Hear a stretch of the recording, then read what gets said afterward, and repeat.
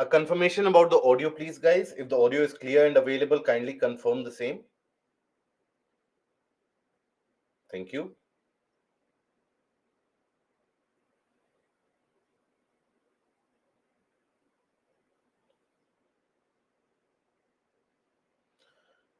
Shubhankar, no, this is the second class for the weekend. Yesterday we had the first class.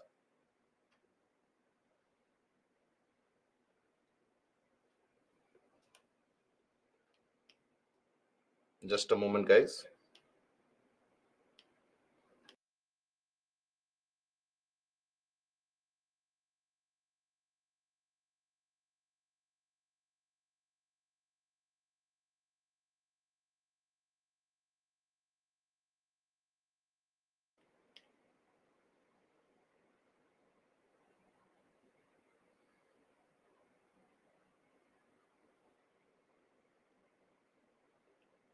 Okay, so in that case, Shubhankar, we have not covered much more in the yesterday's class. We have just scratched the basic portion, and today is where we are going to further build upon that, and further we are going to sink our teeth into the initial portions of geography, that is geomorphology. So you can try to follow it up from today itself, and there won't be any issue. Okay.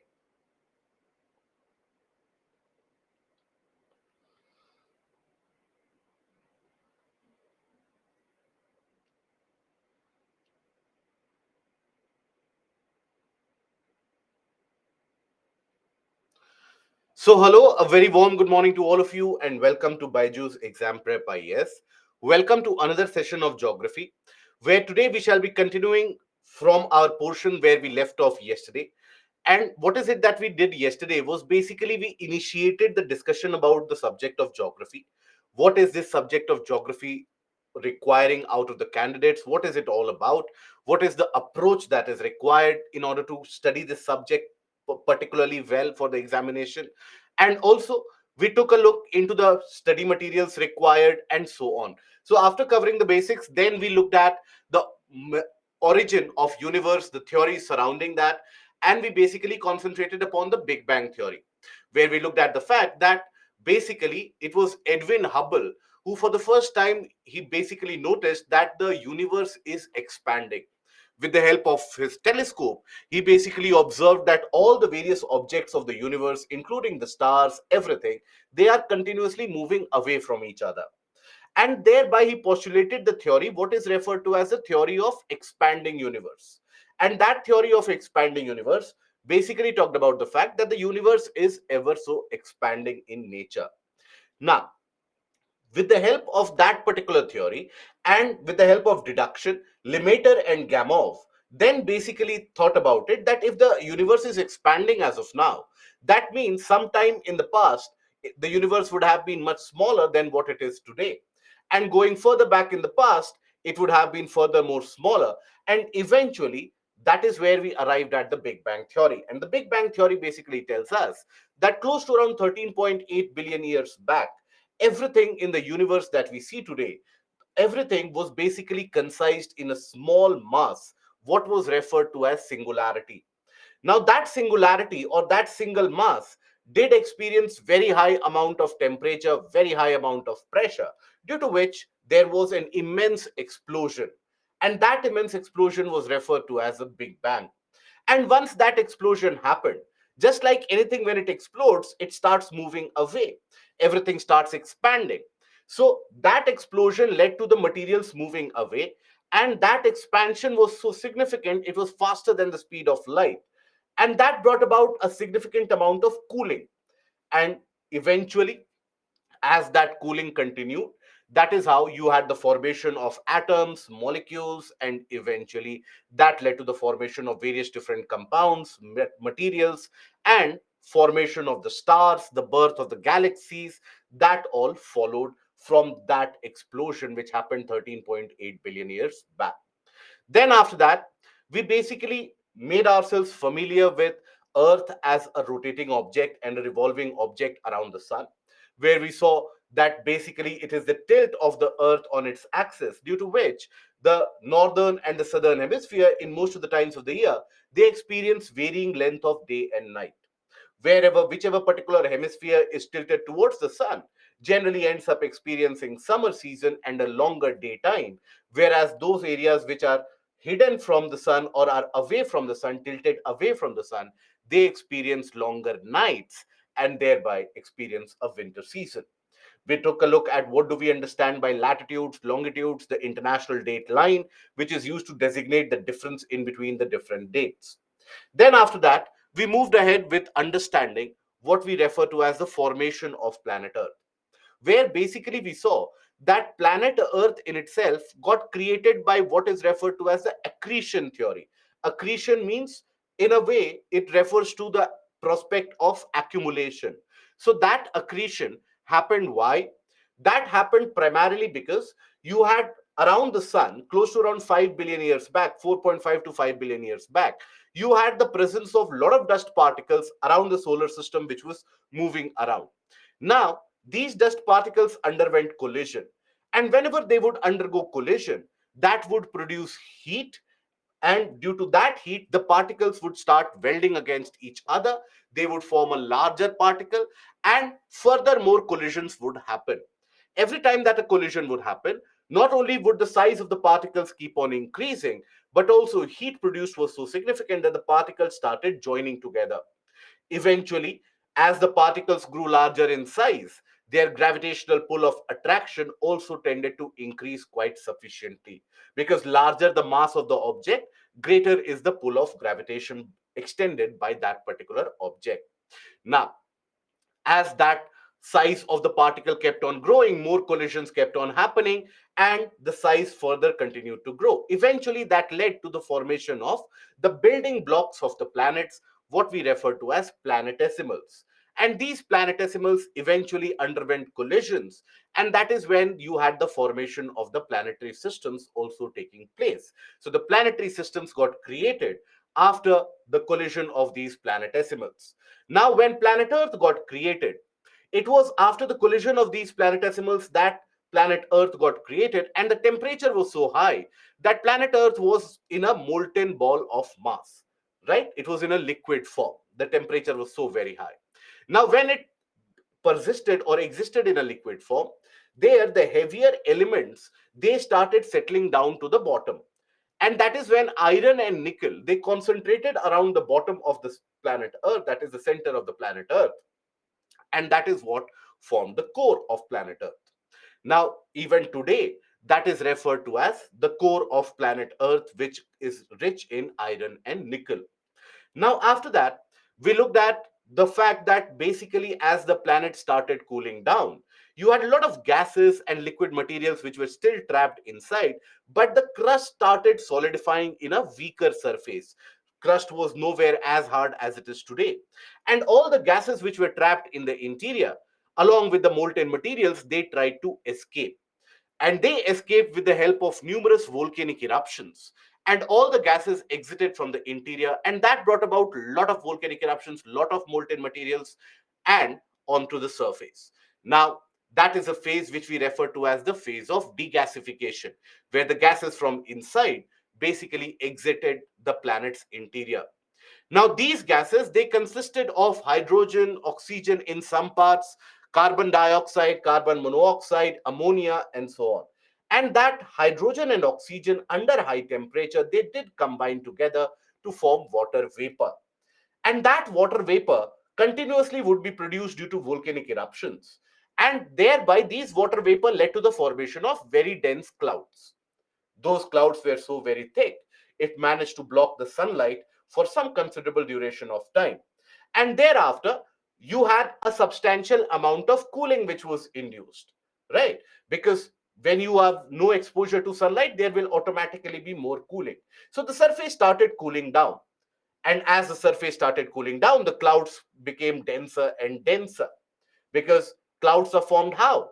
By the condensation of water vapor. So when you cool down the water vapor, it will form more clouds. So the clouds became thicker and thicker, and eventually it led to this period where Earth received continuous rainfall for almost 7,000 to 10,000 long years. And that much huge amount of rainfall is said to have filled up the various different seas and oceans, and the planet became the blue planet that we refer to it today. Now, eventually further volcanic eruptions which happened thereafter, that led to the creation of land masses as well, when you had underwater volcanic eruptions creating the lands which accumulated and emerged above the water bodies. That is how you had the creation of few of the land masses, and these land masses eventually came together to form the present day continents and oceans. But then, when we talk about the interior of planet Earth or the structure of planet Earth, so the formation in itself, for a significant amount of period, it tells us some amount of idea about what would be present in the interior. Now, how do we get to know about the interior of the planet, that what is constituted in the interior? So that is based upon the various different sources of information. So sources of information for the interior of Earth, they can be classified into direct sources as well as indirect sources.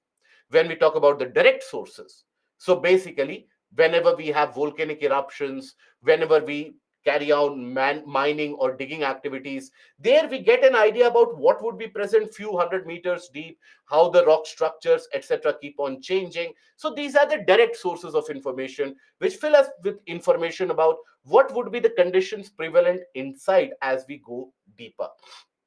Then you have indirect sources of information as well. For example, the energy which is released during the time of the earthquakes. Now, that energy ends up traveling in the form of wave like format that we refer to as seismic waves. And those seismic waves also give us an idea about the medium through which they have actually indeed traveled by. So, the indirect sources include the seismic wave study of the asteroids, meteorites, etc. Because the asteroids and meteorites, these are the objects which tell us or give us an idea about what would be the composition in the earlier part of the solar system, right? How is it that the planetesimals would have come into existence? What would be the elements which would be present in these early solar system bodies? And that had led to the formation of the planet. So that helps us understand how the planet would have been created. Gravitational and magnetic anomalies exhibited by the planet Earth also further helps us understand that how the planet actually did come into existence. When we took a look at the structure, we found that the crustal layer, crust is the thinnest layer which is out there, and it is present at the surface. And underneath that crust, you have a very thick mantle. Now, around 160 to 400 kilometers deep from the surface, that is in the region of the mantle, you have a presence of a layer which is rich or abundant in radioactive materials such as uranium and potassium. And owing to the high temperature inside and also the pressure exerted from top, that uranium and potassium, the isotope of potassium, they undergo a thermonuclear reaction which produces a lot of heat at a depth of around 200 to 400 kilometers from the surface. And that heat which is produced at that depth, in that region, it partially melts the portion of the mantle and the substances present. So that is the region within the mantle which we refer to as the asthenosphere or the weak layer. So basically, there you have the semi-solid to semi-liquidy substance of the materials which constitutes the asthenosphere. It is that asthenosphere which is actually the source of the materials which are supplied during majority of the volcanic eruptions. Majority of the volcanic the materials, the magma, all the molten materials, majority of them get supplied from the region of asthenosphere. Now, after that, we observed that the region of the crust, that thickness is very less. Crustal layer is basically around, on an average, 5 kilometer to 10 kilometer thick underneath the oceans, and around 30 to 35 or 40 kilometer thick underneath the continents. Other than the areas where, let's suppose, there is crustal compression and leading to the formation of the mountains, there you might have the crustal thickness around 70 kilometers or more. But otherwise, the crustal thickness is lesser in the case of the oceans and greater in the case of the continents. However, having said that, the continental crust is always going to be lighter as compared to the oceanic crust, because the continental crust's density is significantly lower, right? It is made up of granitic rocks, and hence the continental crust is always lighter. Whereas the oceanic crust, which is made up of basaltic rocks, they are going to be much heavier. And those oceanic crust, even though they are very, very thin, but they end up being significantly heavier as compared to the continental crust, owing to higher density of the rocks. Then in the region of the mantle, You have the mantle which is present in a solid state, and that solid state can be likened or can be thought about in a similar circumstance like the structure that we saw in the case of coconut. Yesterday also we took the example of a coconut, that just like the coconut exhibits the various different layers, the earth structure also ends up exhibiting layer formation in a similar manner, where just like in the case of coconut, the outer shell is hard but it is very very thin. Similarly is the case of the crust. In the case of the coconut, the inner flesh of the coconut, that is solid but it is squishy, it can be compressed, it can be deformed, same, but it is solid nonetheless. Same is the case with the portion of the mantle as well. Its density is high, it is in a solid state, but it is deformable. Then the inner core or the region of the core, or to the inner of the portion of mantle, you have the region of the core. Core in itself is divided into outer and inner core. Outer core is in a molten state because of a very high temperature. Even though the density is high, but still it is in a molten state. It is largely abundant in iron and nickel, and hence the core is referred to as the Nephi layer. Whereas the inner core, that is found to be in a solid state, and that is because of very high pressure exerted from all the regions of top. In the case of the entirety of the earth's inner structure, you have kilometers thick and thousands of kilometer thick rocks subtending their weight, subtending their pressure. So in the region of the inner core, the pressure is so very high that the inner core, despite having the high temperature, is unable to expand, and hence it continues to stay in a solid state. So while the outer core is in liquid state, the inner core is in a solid state. Now, the outer core being in liquid state, and the outer core basically consisting of iron and nickel, when the planet Earth continues its rotation, the outer core also manages to rotate quite significantly. And in that rotation, you have high temperature. In the conditions of high temperature, iron and nickel ions, which are rotating in a circular manner, that extends a kind of a magnetic field, and that is responsible for the Earth's magnetic field, and that is what we refer to as geomagnetism. Okay. Then we had initiated the discussion about the portion of the rocks. We had talked about that, what do we mean by rocks, and that is what we are going to continue today. Today, as we move ahead, we shall be discussing about certain important theories associated with the portion of geomorphology, that is the continental drift theory, the seafloor spreading theory, the convection current theory, and how all these theories eventually led us to a better understanding of the world and eventual postulation of the plate tectonic theory. So what is that plate tectonic theory? And that with the help of plate tectonic theory, we will be able to understand that what actually happens in the Earth's interior. How is it that the mountains get created? How is it that you have various different features getting created? And also eventually we will move forward to understanding earthquakes and volcanoes. How do they happen? Why do they happen? And where do they happen? In the meanwhile, we will also talk about India in particular, and we will talk about the formation process of Himalayas. How is it that the Himalayas got created? And the height of the Himalayas is still increasing. So there's a reason for that. Why is it so? And in the mighty heights of the mountains of the Himalayas, we still are able to find marine fossils or fossils of marine organisms, rocks of marine origin. That tells us that the Himalayan mountains that we see today, so very high, so very lofty, covered under ice and snow, at one point of time, all that was actually covered under water. It was a part of the sea floor, which was lifted up, and now it is still rising up, rising significantly 5 to 6 to 7 kilometers above the sea level. So, those are the areas that we are going to concentrate upon. And today, basically, with the help of this particular coverage, we are going to also try to form an association with your real world experiences and your real world happenings around you, something that you can relate with. Okay. And at the end of the session today, I will also try to bring forward certain particular areas of map pointing. I would expect you that whichever kind of atlas that you have, try to look up these particular areas in the map, and I will tell you how to explore those areas also. Even if, let's suppose, you are not particularly good in atlas, take the help of Google itself. Try to look at those areas and the regions around them.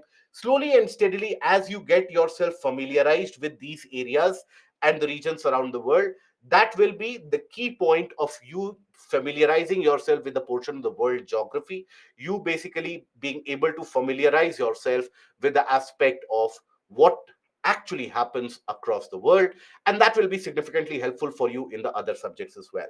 So today, just if the time permits, at the end of the session, I will also give you certain aspects in terms of some map pointing. If you can regard it as a homework, fair enough, but that is something which is going to help you tremendously.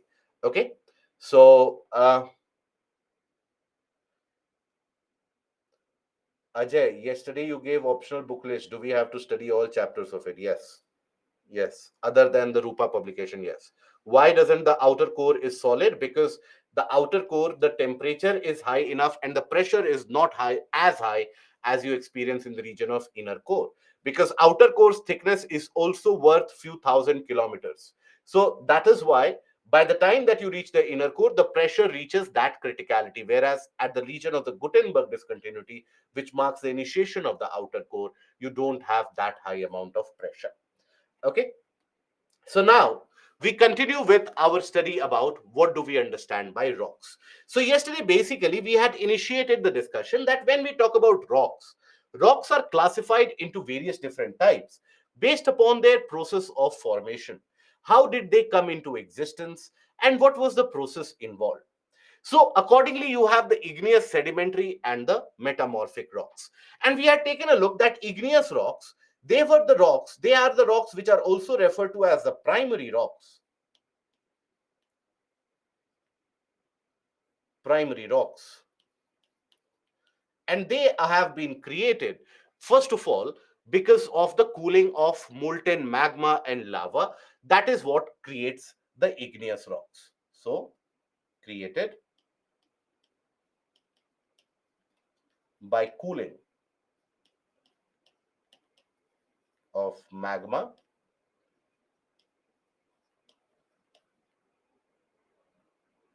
and lava. Okay, that is how they get created. So magma, okay, Ajay, your question is then why so mantle is solid? Because there the temperature is not high enough.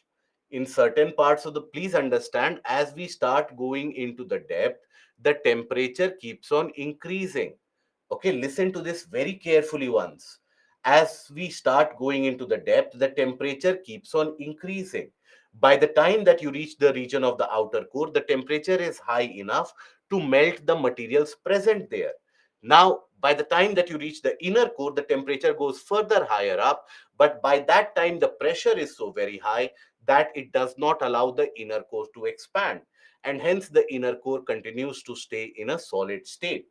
Okay, whereas when we talk about the region of the outer core, it is in a molten state because by that depth, it is outer core is at a depth of 2900 kilometers. So by that depth, the pressure is not so very high. In the lower regions of mantle, however, you do have the very compressed solid state with a high density and where you have higher temperature. So the materials, they don't rub against each other, they simply get compressed and deformed. Is that understood? Physical state of mantle is solid. Is that understood or is there a doubt which still prevails? Then I will proceed. Ajay, please let me know.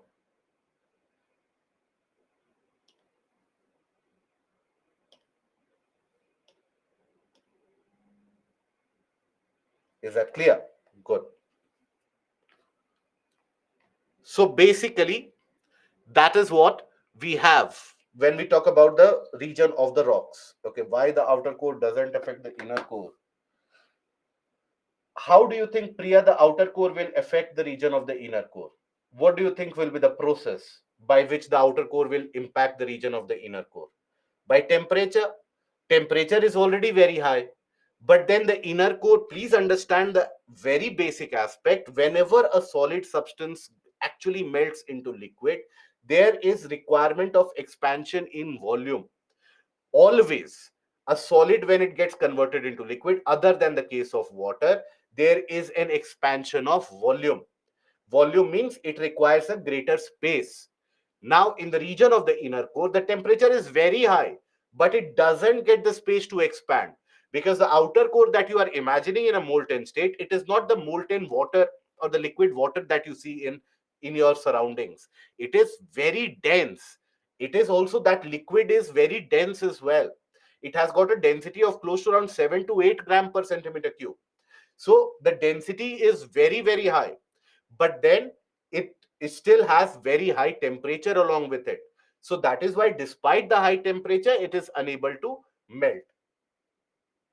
Any more doubts regarding that? Or is that clear? Is that not understood still? The entirety of the mantle, however, is not in complete solid. The portion of asthenosphere is in a semi-solid state. So if you have any doubts, please go ahead and ask now before we proceed ahead with the portion of the sedimentary or metamorphic rocks. Any doubts that you have? No? Can we proceed ahead?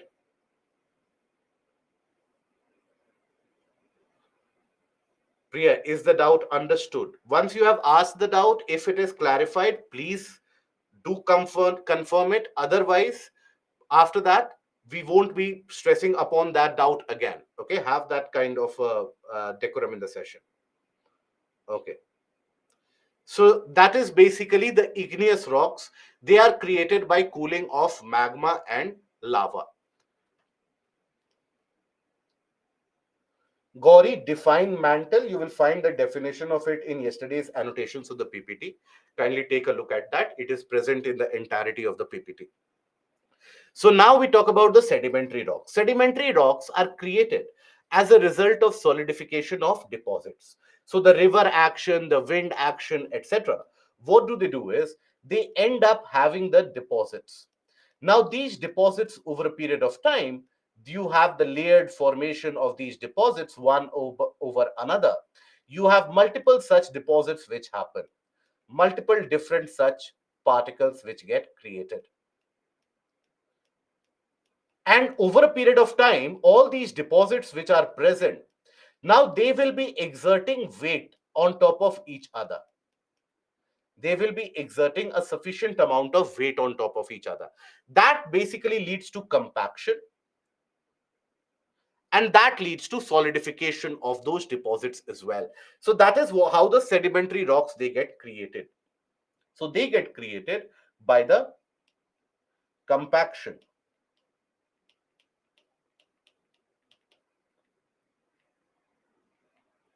and solidification.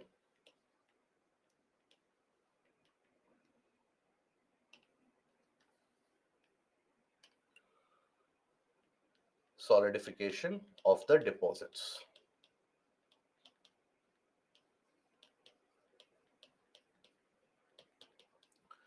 Now, basically, you also, for example, think about an igneous rock. When an igneous rock gets created or gets formed, over a period of many years, hundreds of years, tens of years, thousands of years, millions of years, river action, other action will lead to the erosion of some particles, the breaking of the rocks, right? So that is how eventually deposits keep on getting accumulated, and that is how those accumulated portions, they eventually, once they get deposited in the same region, they will eventually solidify to form what we refer to as the sedimentary rocks. And then we have the metamorphic. Metamorphic, the name in itself is derived from the term metamorphose. Now, what is morphosis? Morphosis is when something changes its state, character, nature, etc. That is what we refer to as morphosis or morphing. So metamorphic is basically when you have either igneous or sedimentary rocks, when they are exposed to very high temperature, maybe there is subduction of land, and some of the rocks, they basically get buried inside the land. So there also they are exposed to high temperature or very high pressure. Let's suppose there's crustal compression. So whenever they are exposed to very high temperature or pressure, the rocks, they change their particular characteristic, nature, particle arrangement, and they form a new type of rock altogether. And that is what we refer to as the metamorphic rocks. So here you have, when other rocks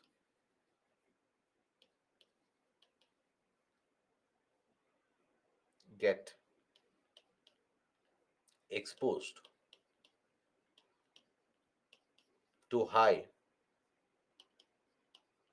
temperature or high pressure,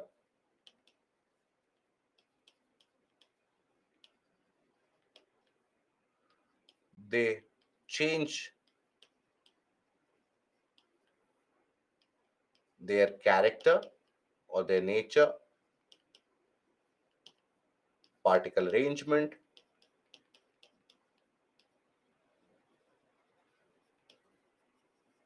and get converted into metamorphic rocks.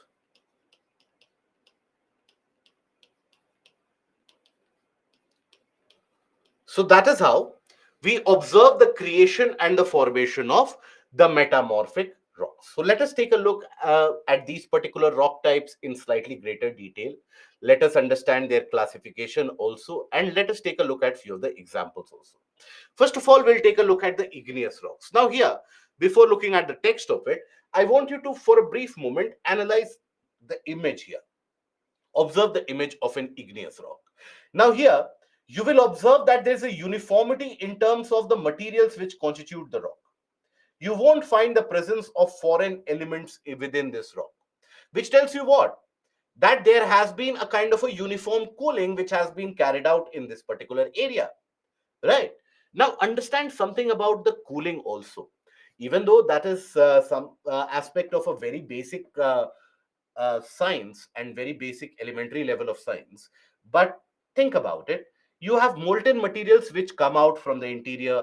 Many of the times you have molten materials which try to come out from the interior, are unable to break through the crust, and they end up solidifying inside the crust themselves. There also they will form igneous rocks. Sometimes the molten materials, they break through the surface, and then we have the volcanic eruptions, and the lava which comes out also cools down, and that is also how you have the igneous rocks. By the way, what is the difference between magma and lava? Are we aware of that? The difference between magma and lava, what we refer to as a magma and what is known as lava. Are we aware of the difference? Any one of us?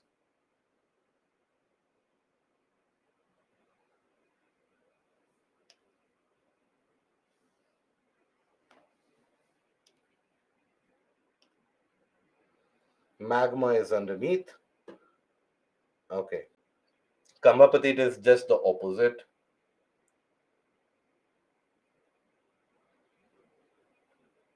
And magma cooling down interior of the earth. Okay.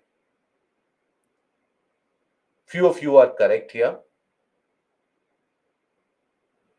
So when you have molten materials in the inside, that is referred to as magma.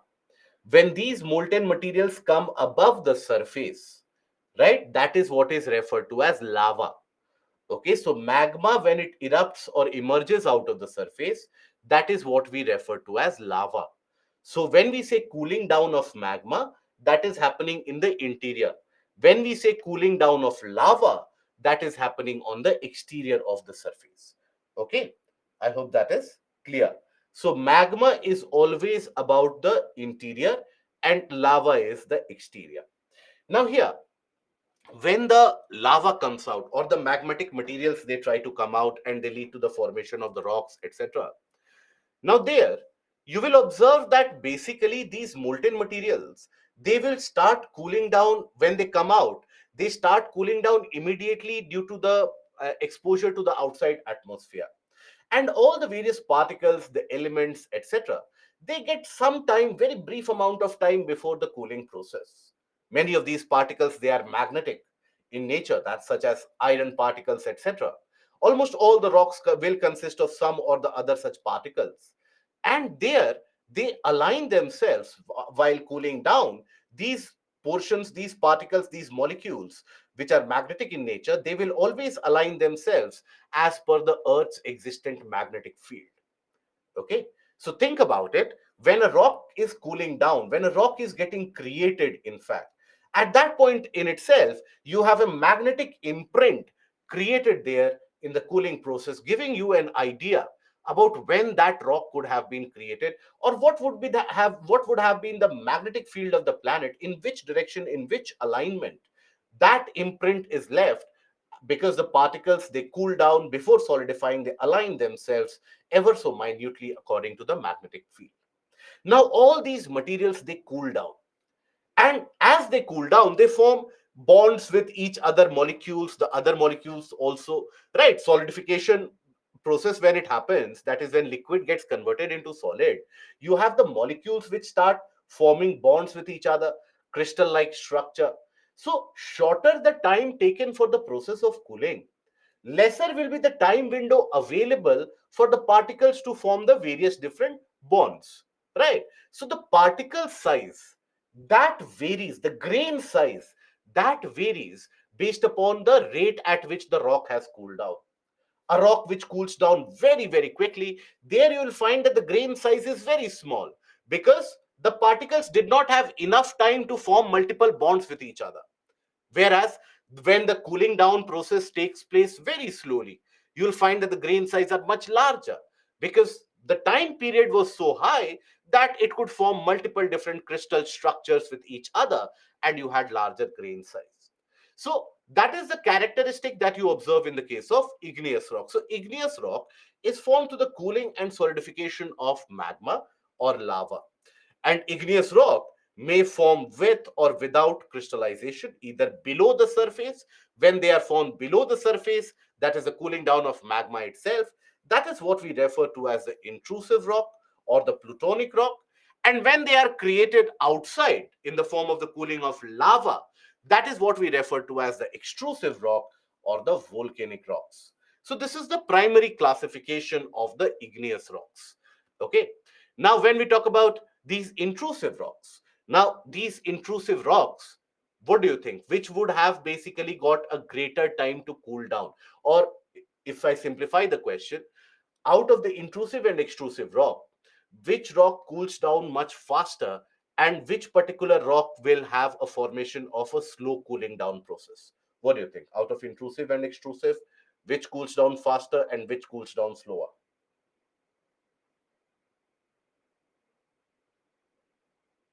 Good. Extrusive rocks will cool down much faster, whereas intrusive rocks, they will take a larger amount of time to cool down, because the extrusive rocks, the rocks which are formed on the surface, they are directly exposed to the atmosphere. So there the cooling down process is much faster, and we have seen that the cooling down process, if it is faster, the grain size will be smaller, because it will not have enough time to form multiple different bond structure. So here, if you take a look at it, so two types of igneous rocks, intrusive and extrusive. The extrusive ones erupt onto the surface, resulting in small crystals as the cooling takes place quickly. Here, in the case of intrusive, you have basically presence of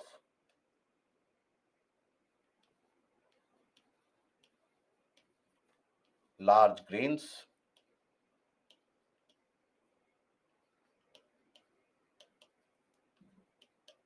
Grain size here refers to the particle size that you observe. In the rocks here that you observe, these individual ones, these are what are the particles, the coarse particle, the fine particle, that is what the grain size. Larger grain size or larger crystals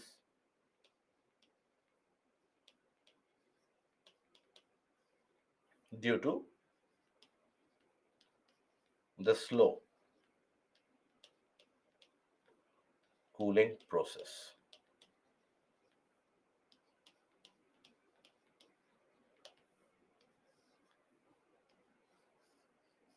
Okay. Now, this is the basic classification that you have. Now, based upon the kind of materials which are present, the minerals which are present, there also you have a further classification of the igneous rocks, because various different volcanic eruption, etc., they will not always consist of the same kind of material, same kind of element distribution. Few of them will have different kinds of element presence, etc. So that is also one of the basis for the classification of igneous rocks, upon which the igneous rocks are classified into mafic rocks.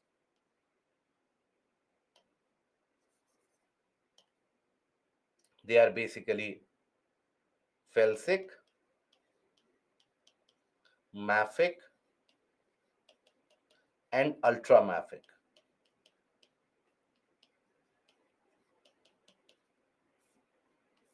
Now, felsic. Felsic here is made up of two terms here, FeL, SiC. FeL stands for feldspar, which is also a mineral, and SiC here represents silica. So the iron content is very less, silica content is higher. It is these kinds of rocks are generally lighter in appearance, lighter in density also, so lighter in weight. So that is the characteristic. So rich in silica,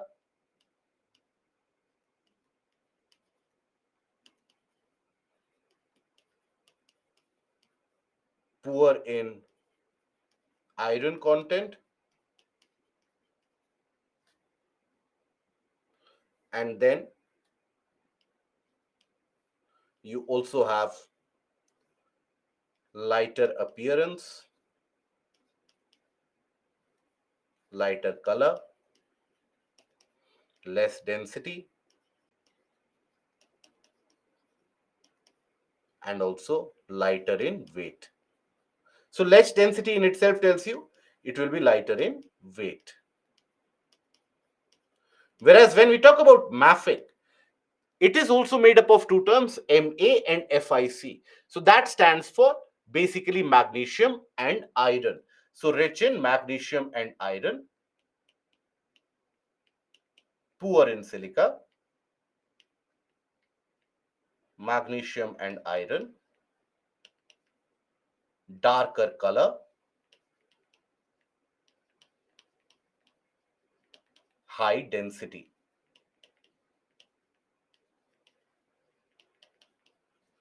Then ultramafic, the proportion of iron and magnesium is even higher, much higher.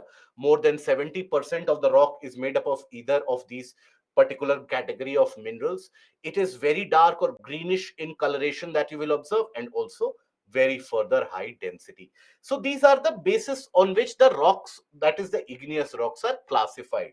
That is where they are created, what kind of minerals they are found to be having, and that forms the basis of classification. Okay, so can we say intrusive rocks formed by magma and extrusive rocks formed by lava? Yes, absolutely. So Shubhankar, when you have the molten materials which cools down in the interior of the surface, in the interior of the planet itself, that is what is intrusive rock. So if you think about it, let's suppose, let me help you out here.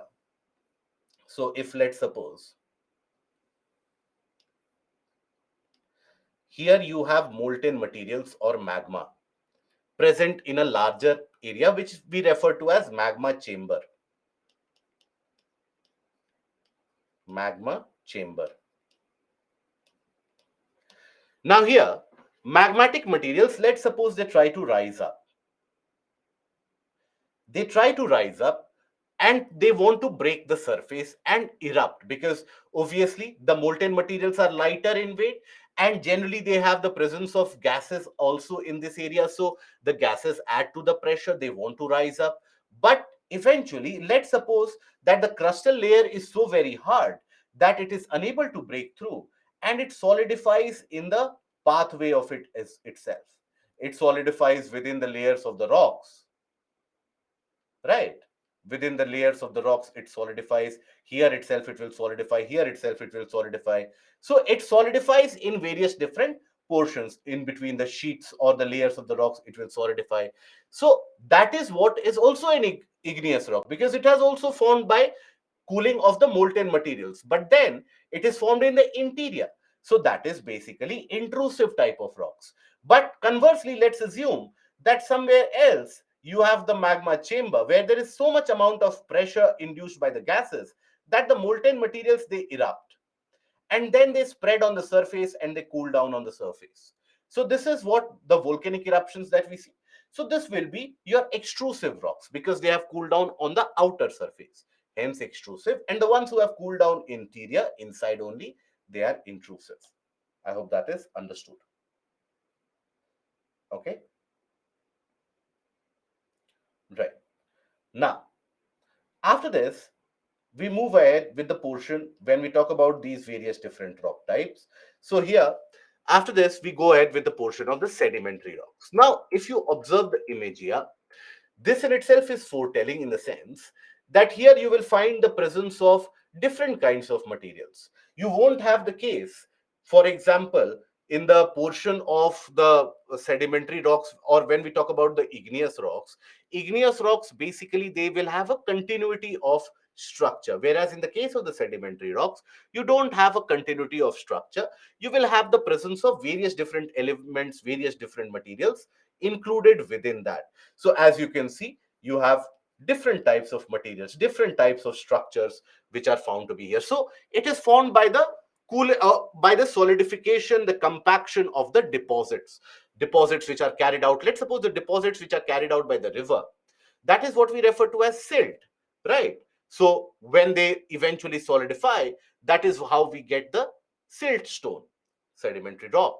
When you have deposits of sand and that gets solidified, you have sandstone. So you have various different types of sedimentary rocks which get created because of solidification of those particular, depending upon how have they been solidified, what is the process of solidification. So that forms the basis for the classification of the sedimentary rocks as well. So these sedimentary rocks basically are classified into three different types, that is clastic, that is also organic, and also the chemical sedimentary rocks. Let us try to understand what they are. So first of all, when we talk about clastic,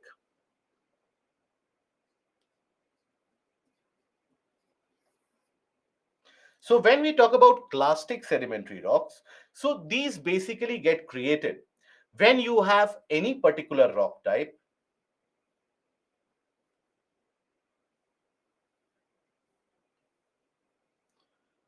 Ravi, what do we mean by calcification, Ravi? Please let me know. So we have not covered this. So if you are asking, so that means you would be aware of it. So please let me know what do you understand by calcification, and I will further help you out. So here, when we talk about the clastic sedimentary rock, so let's suppose any particular rock type, igneous, metamorphic, any particular rock type, due to exposure to, let's suppose, heating by the sun, cooling during the cold winter nights, etc. Due to these processes happening, these rocks basically can break into smaller components. These can always break into smaller components, many smaller components. Okay. Now, all these smaller components eventually might get deposited over some region. All these components might get deposited, and eventually these components might again solidify into another kind of a rock. So such kind of a rock which gets created due to the mechanical breaking of the original rock, and that leading to the formation of the deposits, and those deposits forming the sedimentary rocks, these are the clastic sedimentary rocks. Example, siltstone as well as sandstone. So these rocks are formed from the mechanical weathering debris of the original rocks. So example, sandstone and siltstone. So when we say sandstone, so how is sand created? Sand basically is also created by the breaking of the rocks such as quartz, etc., isn't it? So you have various different rocks consisting of feldspar, silica. Now they break down, they disintegrate. That is how sand gets created. The silt deposited by the rivers, where does the river bring the materials that it deposited, that it does deposit in the region? It basically erodes the various different rocks, erodes the various different portions of the rocks, and that is how it deposits the silt, isn't it? So already it is by mechanical breakage that you have the formation, the existence of sand or silt. And when these then get recreated into a kind of a sedimentary rock, those are clastic sedimentary rocks. Okay, those are basically your clastic sedimentary rocks. Then when we talk about chemical sedimentary rocks, what do we understand by the chemical sedimentary? So oftentimes you have the sedimentary or the deposits are carried out due to a chemical process or a chemical reaction taking place. So that is what is, or those deposits when they solidify, they end up forming chemical sedimentary rock. For example, let us take the case of the iron ore. how is it that iron ore deposits on the surface are to be found?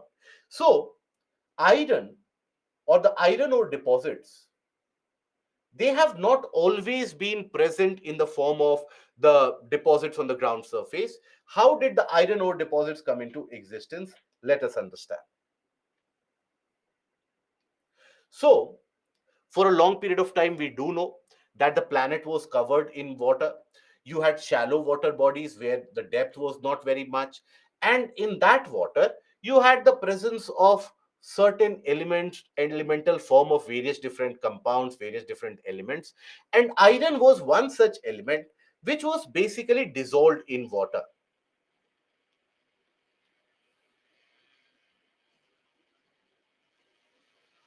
Okay. Iron was basically dissolved in water. It was not present in the form of deposits. It was something which was not even present as a separate solid state. It was simply dissolved in water. But then, over a period of time, we observed the growth and the presence of the various different plants in the water, aquatic plants. Now, aquatic plants could grow only where sunlight was available because of the process of photosynthesis. So, the aquatic plants, they started growing. And when you have the aquatic plants in existence, now these plants, they will carry out the process of photosynthesis. When they carry out the process of photosynthesis, they will take in CO2 and they will produce what? Oxygen. Now that is to be present in water in the form of dissolved oxygen. That is the oxygen required by the various marine species as well. So in the water, now what do you have? You have the presence of iron small particles dissolved in water, plus you have the presence of oxygen as well. And that basically ended up reacting, and that is what you have as the formation of iron oxide. So that is what you observe here. So that is how you had the ferrous oxides or the iron oxides which got created, and these were basically solid. This was in a solid state. So they started getting deposited. After reacting with oxygen, they would form the solid particles and they would start settling on the bottom. And it was basically these deposits which basically accumulated on top of each other for a long period of time. And that is how you have a very rich iron ore deposit in various different areas. So this process has happened, this deposition has happened due to a chemical reaction taking place. And that is why it is a chemical sedimentary rock. Okay, so that is another classification of the sedimentary rock. Example, limestones. When we talk about, now how do the limestones get created? So limestones, basically, they get created when you have, again, this also gets created underwater. So whichever region you observe the presence of limestone, you can always have a natural deduction that this region would have been underwater at one point of time or the other. Okay, always you can have that kind of a conclusion that it would have been or it would have remained underwater. So underwater, especially in the shallow waters, there you have the presence of coral reefs, right? The coral reefs are rich in calcium carbonate. And also you have the shells of various different organisms, crabs, crustaceans, the general species of mollusks. They all have their shells. All those shells are rich in carbonate, right? Carbonate, calcium carbonate in general. So when they die, while the body gets decomposed of the calcium carbonate significantly, that starts accumulating and forming a deposit. It is that deposition and then solidification of those calcium carbonate materials that leads to the formation of limestone. That is the reason why limestone is so very abundantly rich in calcium carbonate. And that is the reason why limestone is an important component for the manufacturing of cement as well. Because calcium carbonate has got a binding property. And that is rich, that is something abundantly found in limestone.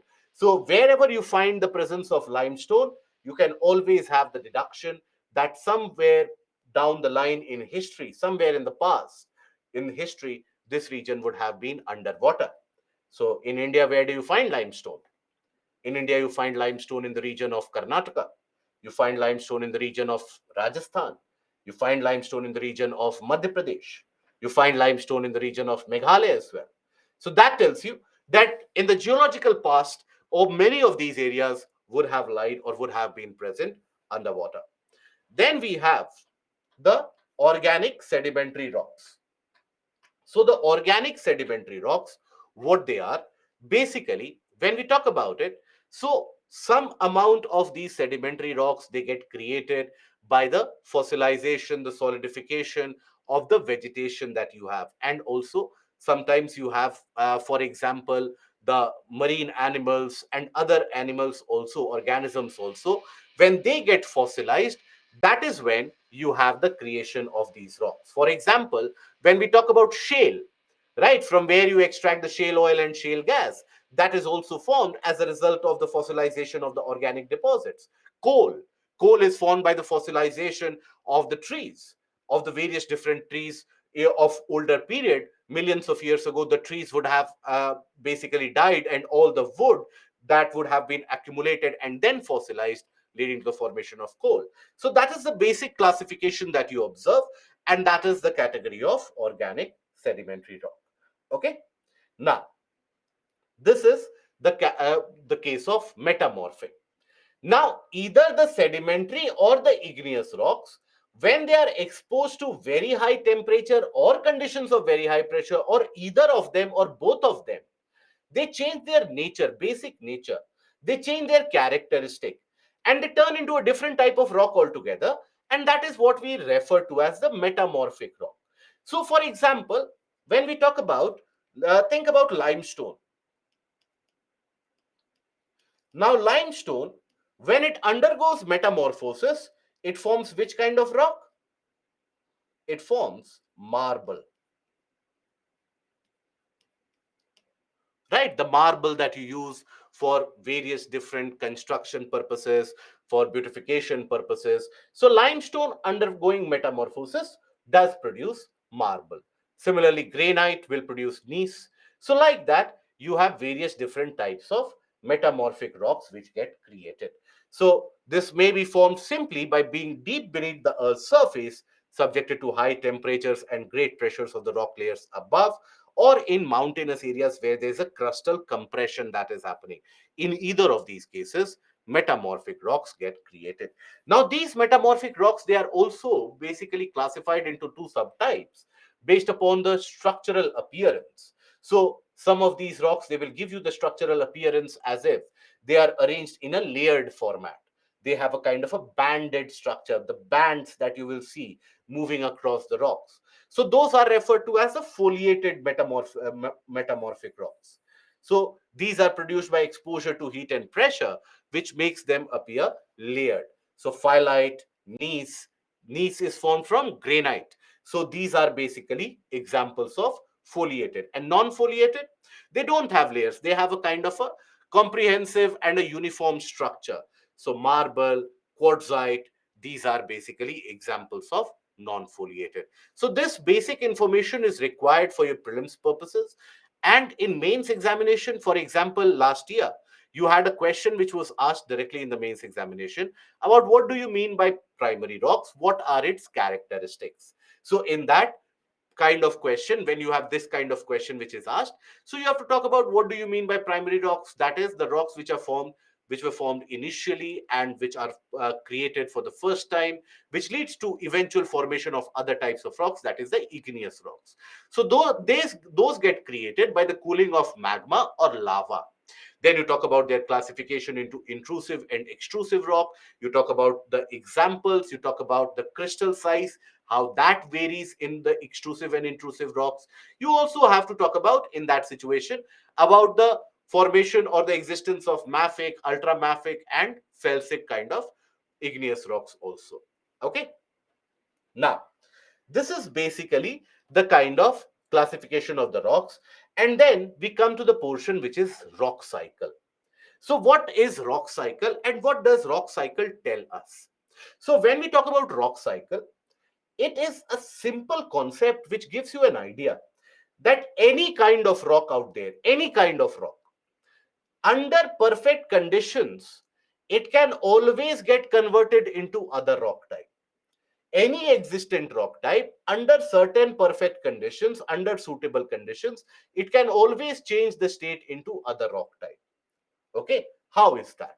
Let us take a look at it. So for example, let's suppose we consider igneous rocks. Igneous rocks, they get created for the first time by the cooling down of the magma or lava.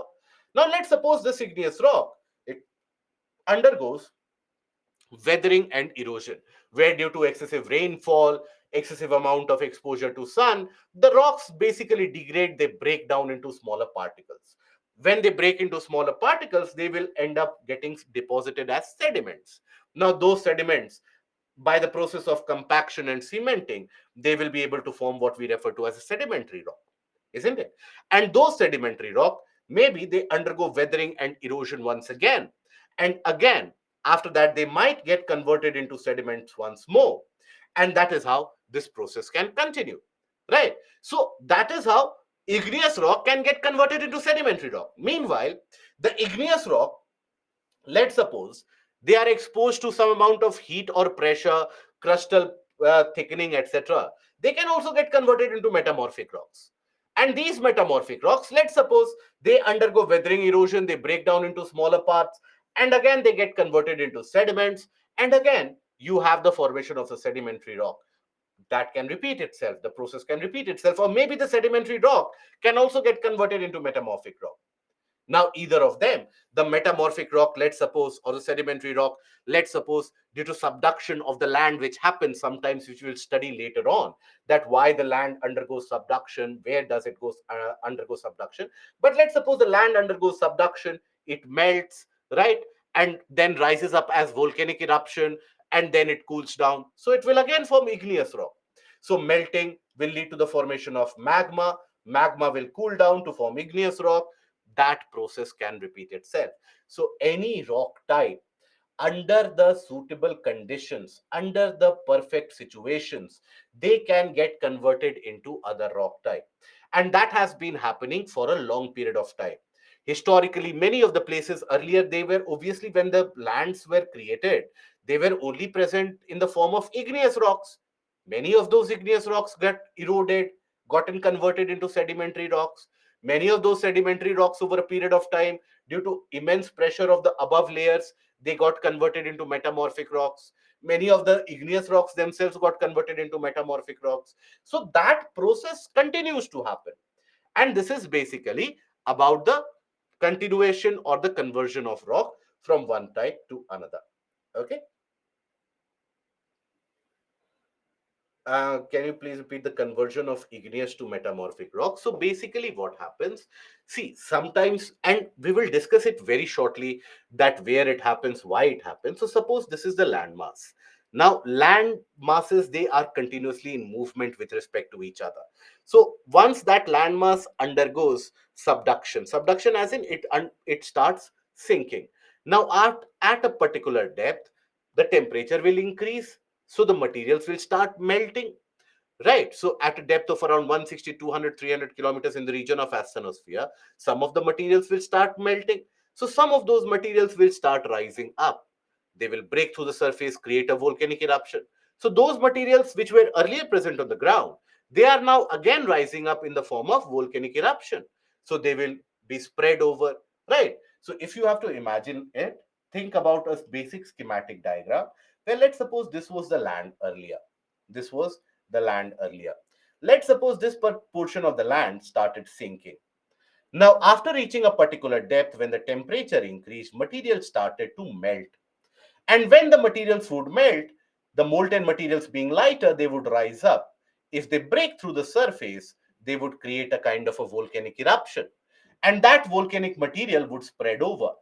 They would solidify and they would form what we refer to as lava, right? The cooling off and would lead to formation of igneous rocks. So what might have been a sedimentary or a metamorphic or an igneous rock?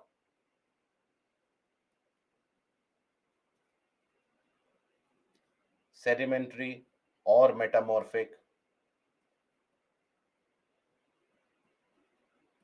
or igneous rock, any of these. Now they again are getting reconverted into igneous rock. Now this igneous rock which is created as a result of volcanic eruption, let's suppose this volcanic eruption has created this igneous rock layer.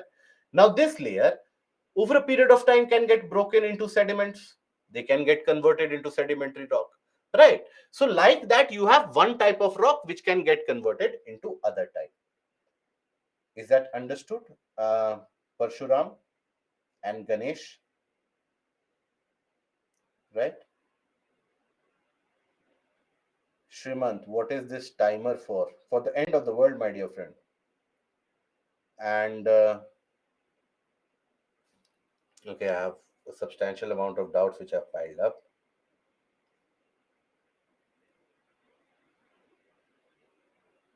Facholiths and laccoliths. Why have you not asked about batholiths and lopoliths and sills and dikes, Satish? So all those are understood. Only facholiths and laccoliths are not understood. Is that the case?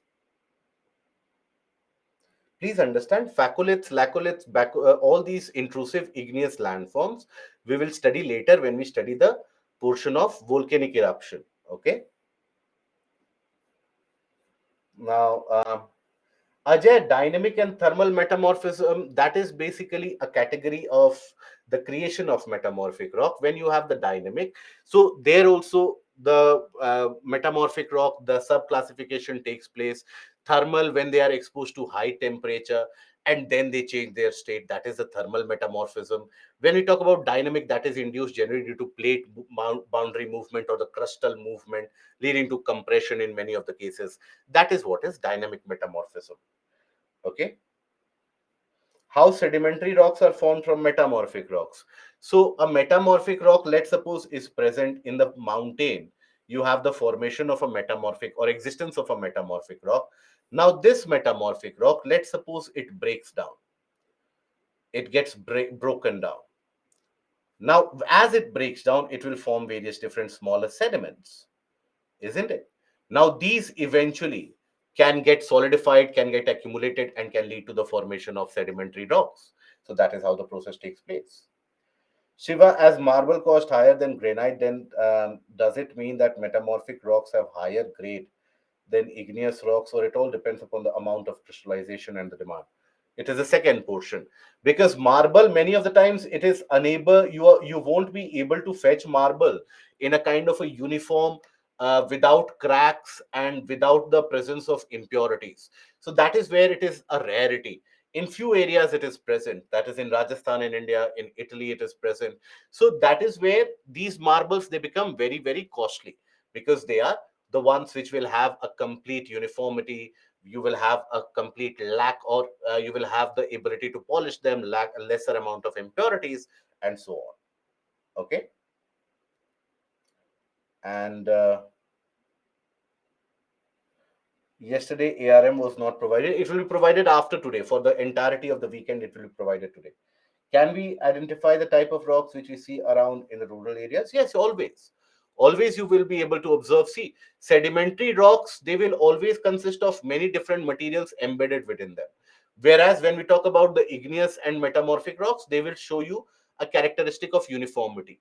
Sedimentary rocks can break it as well easily. Igneous and metamorphic rocks, they generally don't break easily. They are going to be darker in appearance. Igneous and metamorphic rocks. Okay, most of them. And right now, I had a question before that.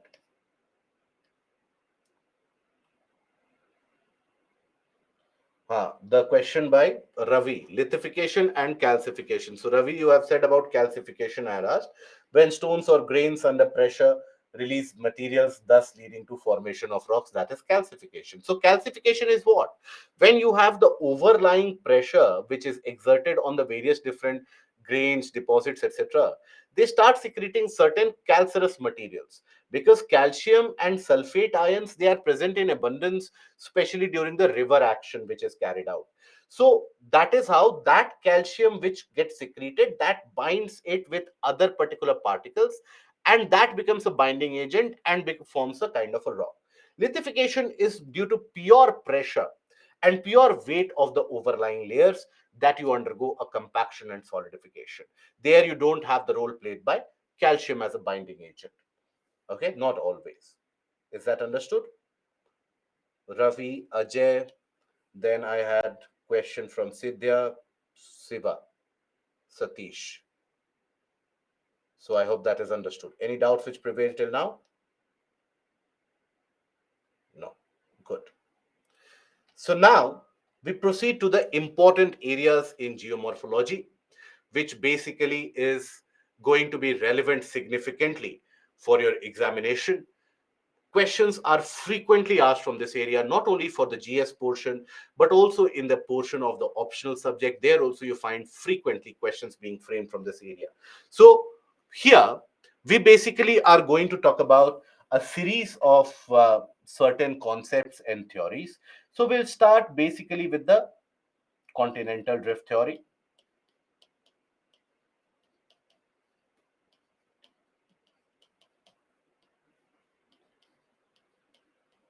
Then after that, we'll move forward to the convection current theory.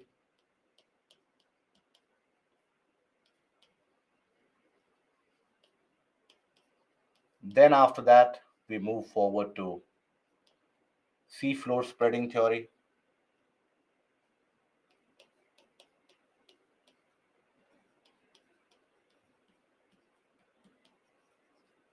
Then after that, all these theories basically, all these theories have contributed some or the other extent to help us reach the final theory which is acceptable by us all to explain the formation or the existence of the various continents and oceans and their shapes. And that is the theory of plate tectonics.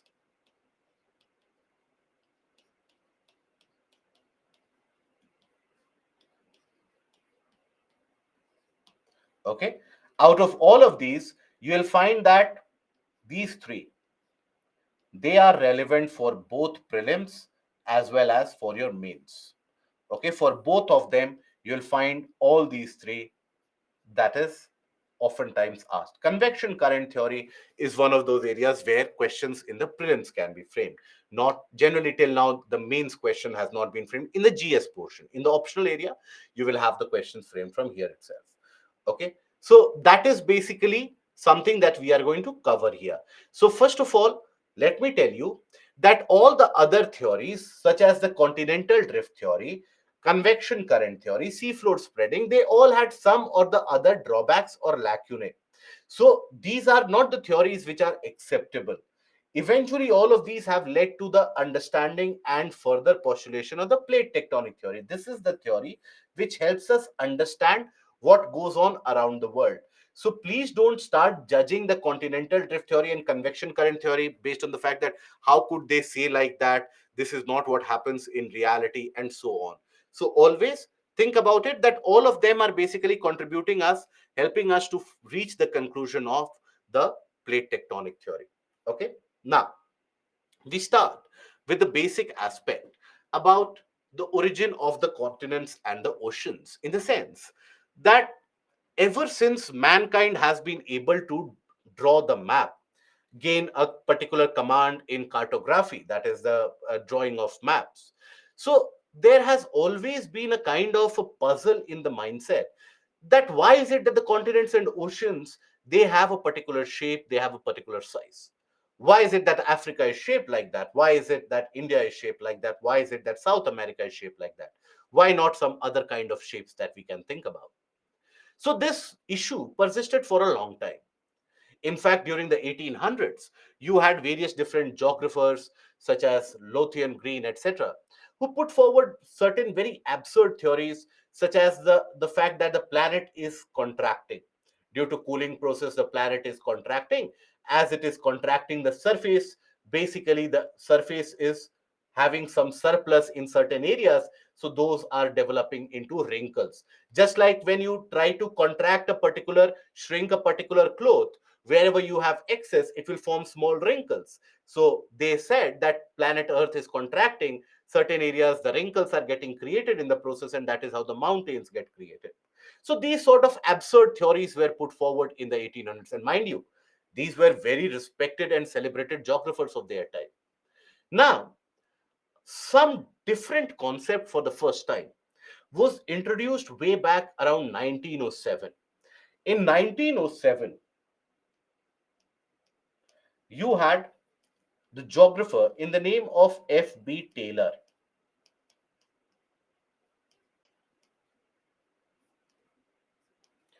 And F.B. Taylor, for the first time, basically he said that look, there can also be a possibility that the continents might be moving with respect to each other. That can also be a possibility. But think about it. At that point of time, obviously, such a big kind of a claim to make that all these thousands of kilometers worth of continents, including the mountains, etc., that you see, and somebody is telling you that this entire continental landmass might be moving, obviously, it would be a surprise. But then FB Taylor did not delve deeper into it. He just, in a way, put forward that thought and then disappeared. Now, he was still a very well respected uh, brain of geography in the Western world. But then he did not put any further contribution as far as the drift of the continent is concerned. But then in 1912, for the first time, you had the postulation of a theory of continental drift, which was done by Alfred Wagner, who was a German meteorologist. And there also you have a very famous anecdotal story which goes that basically it was on the eve of Christmas, where one of Alfred Wagner's friends, he gifted him with a world map. Right? Presently, world map is something which is available very easily. But in those days, in the early 1900s, world map was not easily available. The accurate drawing of the world and the various different areas, that was a rare commodity. So Alfred Wagner got gifted a world map. Now, Alfred Wagner basically was a meteorologist. He was a climatologist. He basically specialized in studying and observing the climate change and the aspects and nuances of climate. He would spend many trips and many days of the year moving around Greenland and carrying out the study in the ice deposits to find out what the past climate of planet Earth would have been. And that was his specialty. But when he stumped upon that world map, few things intrigued him quite significantly. He was puzzled. And basically, when he observed certain things such as that when you take a look at the shape of the continents across the margins, now the shapes are strikingly similar. The shapes are very strikingly similar. Now, Alfred Wagner was convinced that all of this cannot end up being mere coincidences. There must be something more to it. This cannot be a simple mere coincidence. Here also, shape across the western part of India and shape of eastern portion of Madagascar as well. So he was sure that this can never be a coincidence. It can be like all these places, they appear to fit with each other. So that started or that put him in the path of thinking. And by the 1900s, you had various different paleontologists, botanists, biologists, or geologists. All of them by that point of time did have or had already managed to carry out significant amount of researches about the rocks of the world, about the fossils of the world. So by that point of time, we already knew much about the world. So, when Alfred Wagner took a look at the evidences or the various different studies carried out by or the fossil records and those indicated by the paleontologists, the rock structures indicated by the geologists, he basically found out that look, it can be possible that at one point of time in the history of the planet, all the various continents would have been a part of one super landmass. And that super landmass, he named it as Pangea. And then he said that around that super landmass, you would have had the presence of water bodies and one large ocean, and that he named as Panthalassa, or the ocean of the world. Now, obviously, Alfred Wagner, when basically in 1912, when he postulated his theory of continental drift, he did publish it in German. So it was not available to the entirety of the world for their perusal, for their review. Later on, almost a decade later, when that particular essay was available in English translation, that is when the world read about it. While they were pretty much surprised by the claims made by Alfred Wagner. The reasons which Wagner had cited to prove his theory, that was significantly ridiculed, because that everyone thought it could never have been in existence, it could never have been a reality. So here, when we talk about that theory of continental drift, we are going to first of all study what this theory is about. We are going to study that based upon what set of evidences did Alfred Wagner reach at this particular conclusion that the continents are drifting. And then we are going to study what are the assumptions that Alfred Wagner made and what were the reasons that he cited in order to explain his theory that the continents are drifting. So that is something that we are going to study. Now, what is this theory exactly about? What does the theory of continental drift tell us? So, the theory of continental drift, as simple as it can be, it tells us that at one point of time in the history of the planet, you basically had a situation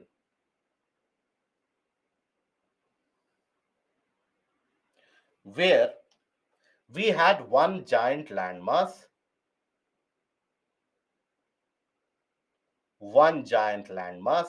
and that was named as Pangea,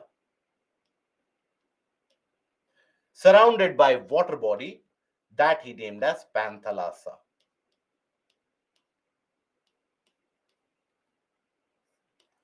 Okay, and this Panthalassa, in fact, he went ahead to say that the present day Pacific Ocean that you see is nothing but a remnant of this Panthalassa.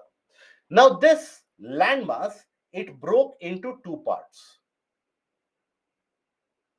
One in the north, consisting of the present day region of North America, Europe, and northern part of Asia, the Eurasian region. And this he named as Laurasia or Angara land.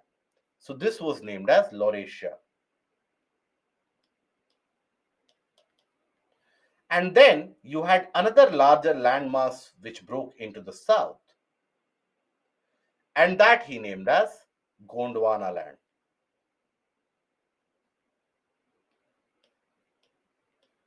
This was named that it is said that this consisted of South America, Africa, the Arabian Peninsula, obviously, India, Australia, Madagascar, and even Antarctica. All of them were included in Gondwana land. The name Gondwana land in itself is derived from the Gondwana region in India. And because the properties of it was said that India was a major portion or a part of that Gondwana land, and hence from that area, the entire region was named as Gondwana land. So that Gondwana land consisted of these particular land masses. It is said that eventually all of these they further got divided. And then you had the various different continents which came into existence. North American region, European region, South American region, all of these they later came into existence by the breaking of these particular land masses. And that is how they said that the present day world has come into existence. Okay, so this is basically how the modern world has been created by the drifting of the various different continents. That was the theory of continental drift. But when you provide a particular theory, you need to provide supporting evidences for that. That how do you see that? How do you say that? Or why is it that you are saying that basically you have arrived at this conclusion that all of this would have been a part of the one landmass? So Wagner, he basically had studied the various different researches carried out by the geologists, the paleontologists of his day. So let us take a look at the evidences which Wagner basically used to postulate or forward his theory. One of the evidence was that the simple shape of the continents. South America seemed to fit here in Africa. The Arabian Peninsula had a very significant shape as compared to the Horn of Africa. Western portion of India had a striking shape with Madagascar. So all of them resembled a shape. So it appeared like a jigsaw puzzle where you would have played with jigsaw puzzles in your very young childhood days, where you put various different puzzles together to form a larger picture. So he argued that all these continental landmasses, etc., they appear to fit together. So that indicates that they would have been together at one point of time. It cannot be a sheer coincidence that all of them, they are having the similar kind of shape. So this was his first evidence, right? The second evidence was based on geological structure of the rocks and the study carried out by the geologists. When the geologists, they carried out their study, they found out that the rocks that you find in the Appalachian mountain region here in the eastern part of North America and the rock types that you find in the Scottish Highlands, the rock types, they are not only similar, they have the same characteristic, same property, and the same time period of origin as well. Now, how can this be possible? That rocks getting created tens of thousands of kilometers away, they have the same time of formation, they have the same property, and they have the same feature as well, and the same characteristic as well. So that means they would have been created together. That means there would have been a possibility when this particular region would have lied here across the region of Scotland and around the region of England. And that is when these rocks would have been created together. Furthermore, the rock types that you observe in the region of Brazilian highlands and the rock types that you found in the region of Western Africa, they also resembled in terms of their origin, in terms of their structure, and in terms of their formation. Now, that again, how can it be possible? So basically, he came upon the conclusion, he came upon a kind of an idea that look, one point of time in history, roughly around 200 to 300 million years back, there would not have been any Atlantic Ocean at all. North America would have been very much joined with Europe, and South America would have been very much joined with Africa. That is when all these events would have happened. And later on, they would have separated with each other. So he was sure of the fact that the continents are moving away. That means North America is moving away from Europe, South America is moving away from Africa. So this is what he demarcated as the westward drift of the continents. So when we talk about the movements, so one movement that he was sure of is basically westward drift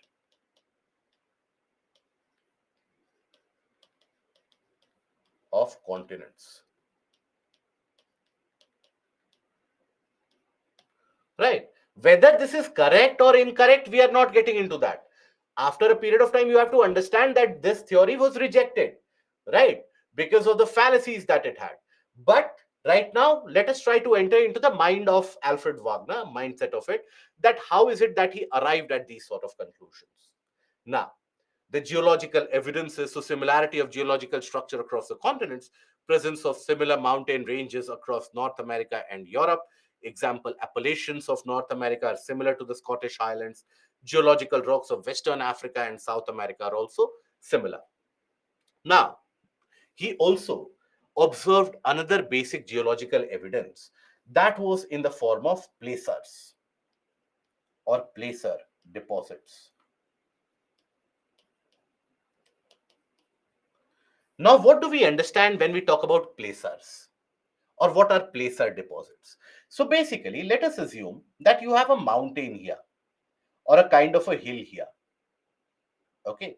Let's suppose in that hill or a mountain, you have the presence of a rock which is very rich in gold. Now, gold is insoluble in water, it is not soluble in water. Now, let's suppose here you observe a river moving, a river which is moving here.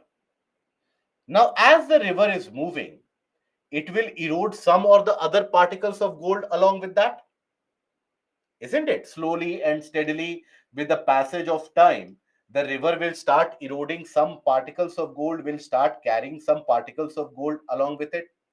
Now, these particles of gold, they will get deposited somewhere far off where the speed of the river gets lower. That is when these particles will start getting deposited. Now, these deposits of gold that you will find here, that is not because of the rocks in the region. but because it has been eroded long distance back. So these deposits that you see, these are your placer deposits. And the source from where the deposits have basically been carried out, these are referred to as your source rocks.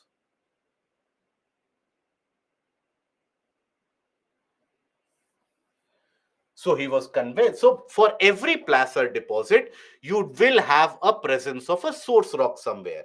Wherever you have placer deposits of materials such as gold, that means there would be source rock some distance away from which a nearby river would have eroded these materials and deposited them.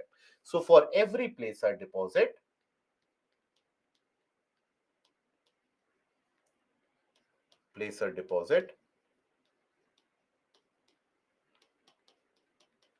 there is a source rock present.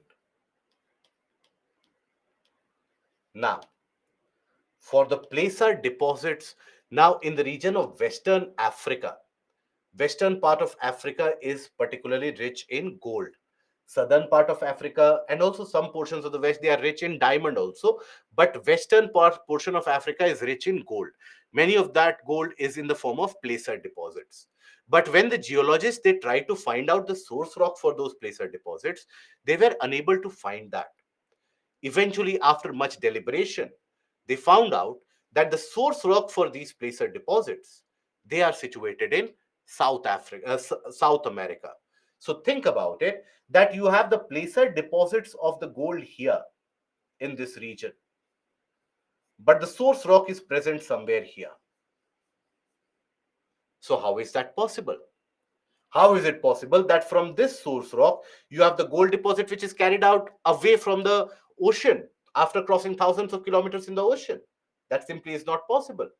This could have happened only if these would have been joined by one another at one point of time, and then they would have separated by some means or the other, by some measure or the other, the land would have broken and they would have separated.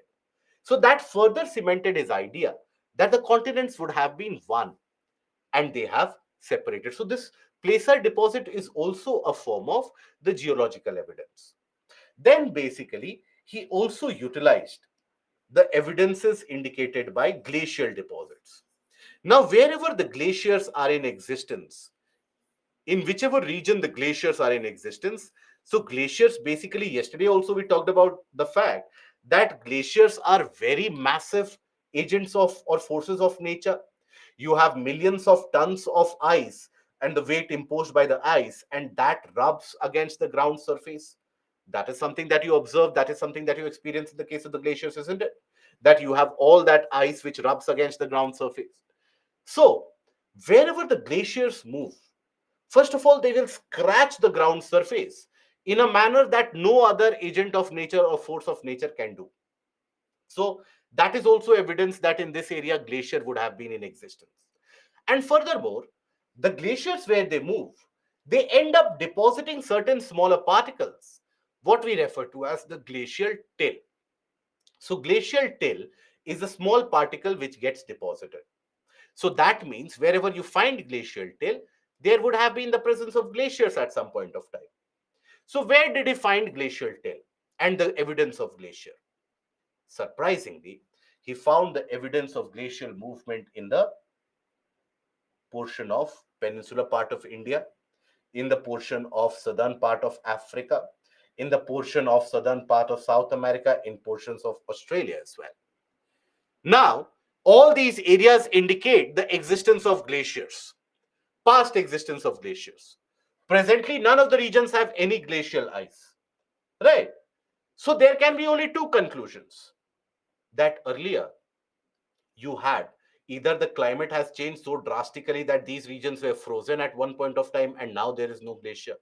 But obviously, the climate has not changed so drastically. So the only other explanation could have been that these regions combinedly would have been a part of the landmass which would be present in those areas where the glaciers are to be found. So he postulated about it, he thought about it, and he concluded that all these land masses, they would have basically at one point of time been attached to the land of Antarctica and closer to the region of the South Pole. and then eventually the land would have broken up and they would have drifted northwards away from the poles. So that basically was his explanation. So that was the second movement. The first movement was westward drift of continents, and the second movement that he was sure was movement away from the poles. Movement away from poles.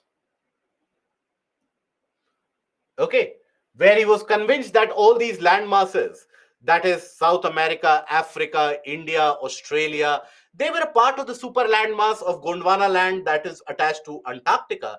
They would have been closer to the South Pole, and then eventually they would have broken up, and India, Africa, South America, all of them would have started moving northwards. Now, here, if you take a look at it, so evidence is indicated by glaciers. So glacial evidence basically is of two.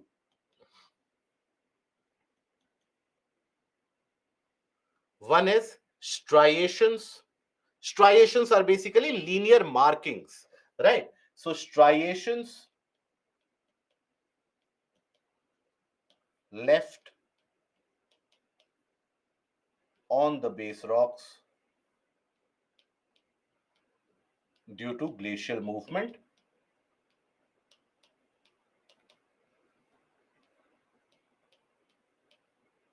And secondly, you have glacial deposits, which is glacial till. Deposits indicating the presence of glaciers.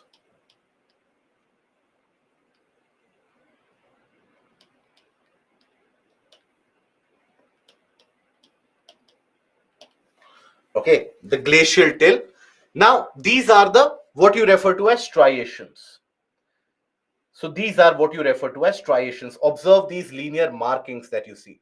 So these linear markings basically, these have been created because at one point of time, the glaciers would have moved in that area. A river cannot create such kind of deeper markings. Observe the markings on the rocks.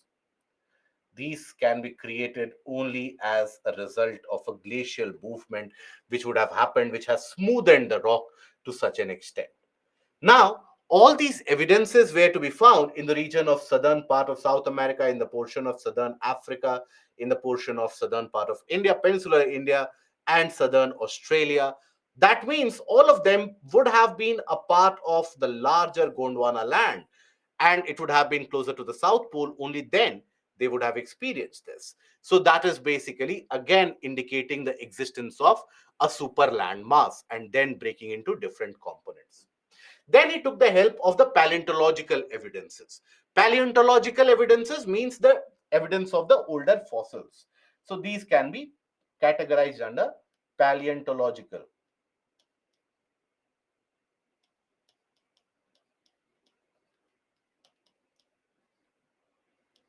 evidences.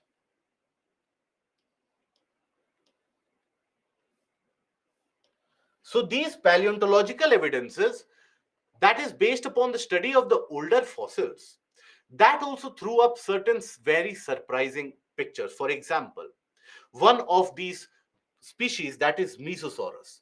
Now, Mesosaurus was a kind of a freshwater reptilian species, freshwater.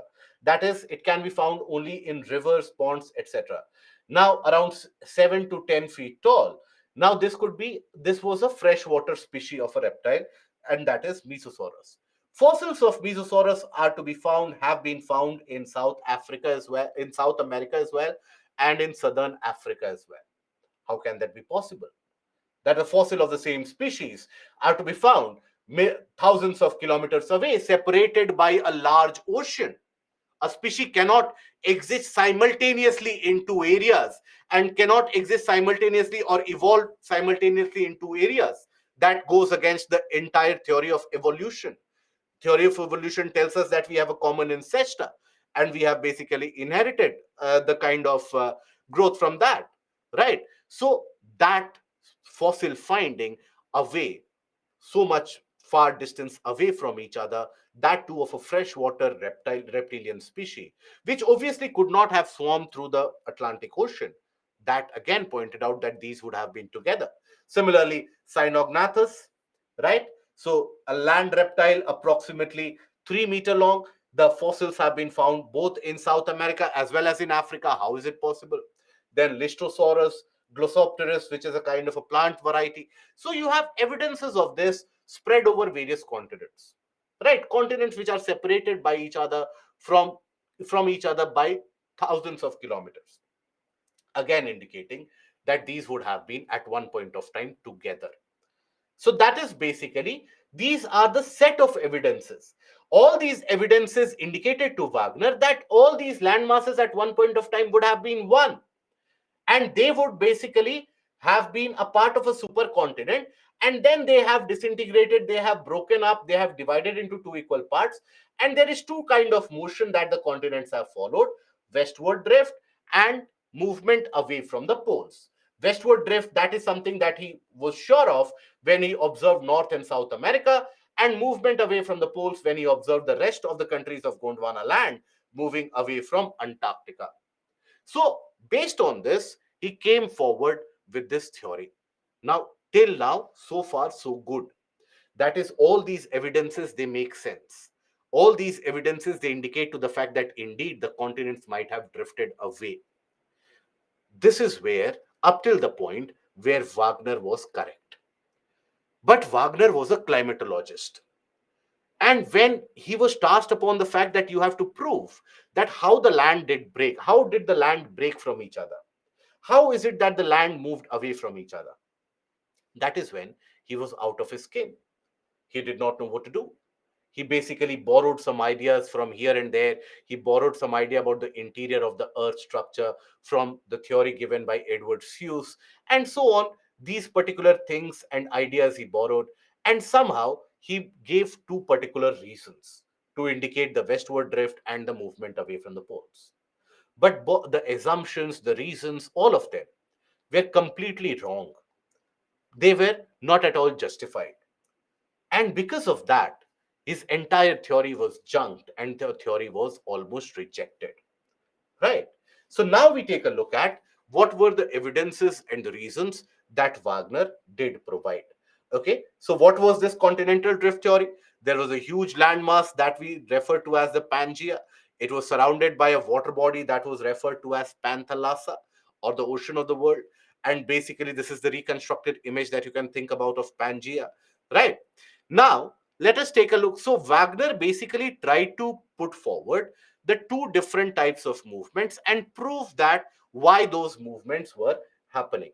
So the again I will write it here to prove what is it that he wanted to prove. Why the westward drift was happening,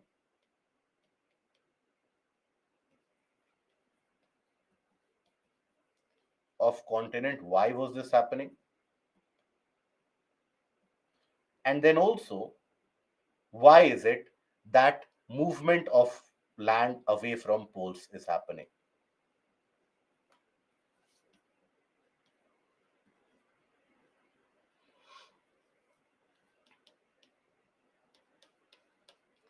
It is based on these simple movements that Wagner, for the first time, by the way, was able to explain many of the things that the earlier geographers could not even think about.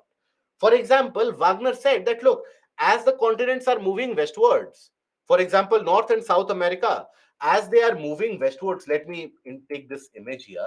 So, as they are moving westward, they are facing some amount of resistance from the oceans, due to which the land is getting folded here, and you have the presence of fold mountains.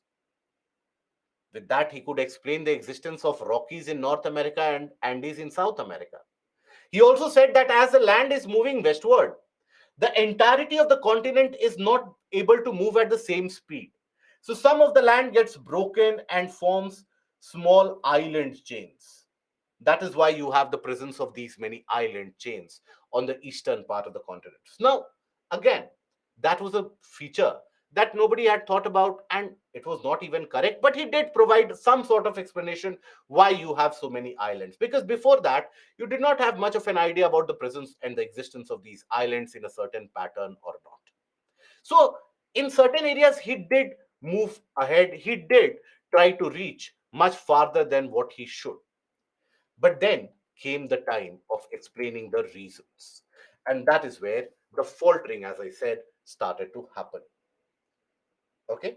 Now, here, what is Paleozoic? Paleozoic is a certain time period, the geological time scale when you refer to. So you have various different time scales: Cenozoic, Paleozoic, then Carboniferous, Jurassic, Triassic. Those are the part of the geological time scale overall. Not required very much for your examination. UPSC has not been asking question from that either in the prelims or in the mains examination of general studies for a very long period of time. Okay. Now, what were the reasons? So, in order to explain these, he cited two reasons. But before that, he made one assumption.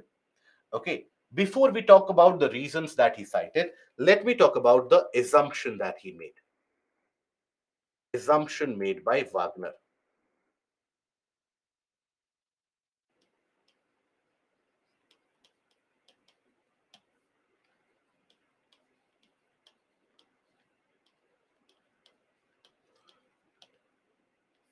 Now, as I told you, he was a climatologist. Okay, do you guys need a break right now? Or can we continue with this? Please let me know.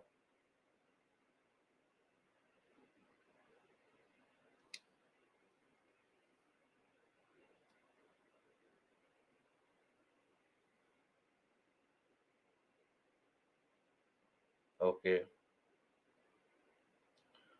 Can I give you a break after just completing the portion of reason cited by Wagner? Because if you cover it in a continuity, it will be easier to comprehend as well.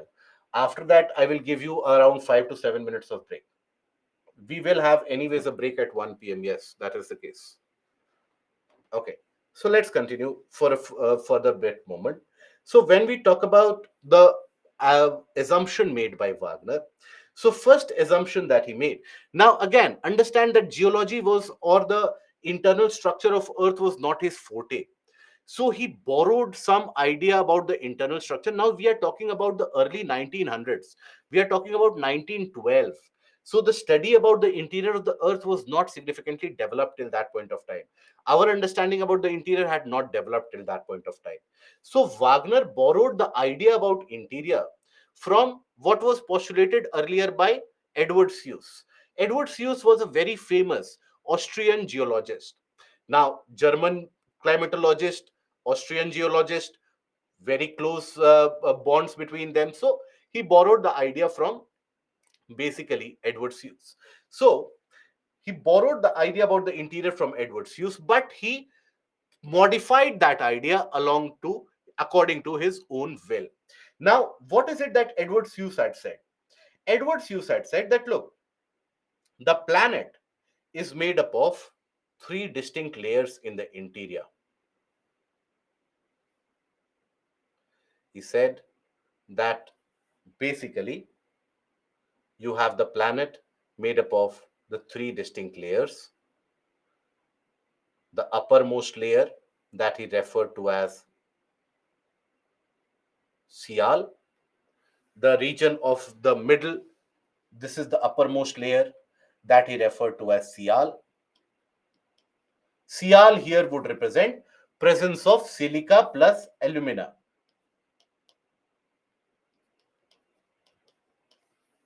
Then the middle layer he referred to as being named as Sima, the mantle layer, that is silica plus magnesium.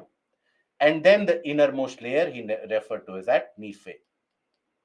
This was the internal structure of the planet as exhibited by Edward Suess. Okay. And he basically had said that based upon the abundance of the materials, this is the classification of the interior. Now, borrowed from this idea, Wagner basically assumed that the continents which represent Sial, which are represented by silica and alumina, now those continental land masses, he said that they are floating over the region of mantle, which is the oceanic water body. So they are floating over the mantle just like a boat floats on the water. So he said that continents, that is Sial, floats freely over mantle or over the oceans. And he was under the assumption that the ocean floor represented Sima,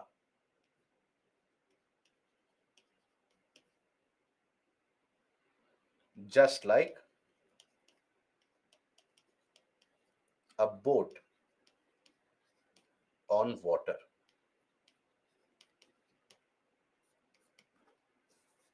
So this was the assumption that he made. And for him, he had concluded that oceanic floor is a part of mantle itself or Sima itself. Obviously, he was incorrect. He did not know better at that point of time. But this was the assumption based upon which he made all the conclusions and the reasons that he cited. So what were the reasons that he cited? We'll take a look at that. But I think it will be unfair for many of you. We'll take a break before that. And after the break, we come back and we'll take a look at the reasons cited. So we take a break up till at 12. Okay, I hope that is sufficient. So we'll take a break up till 12 and we'll be back at 12 and then we will continue.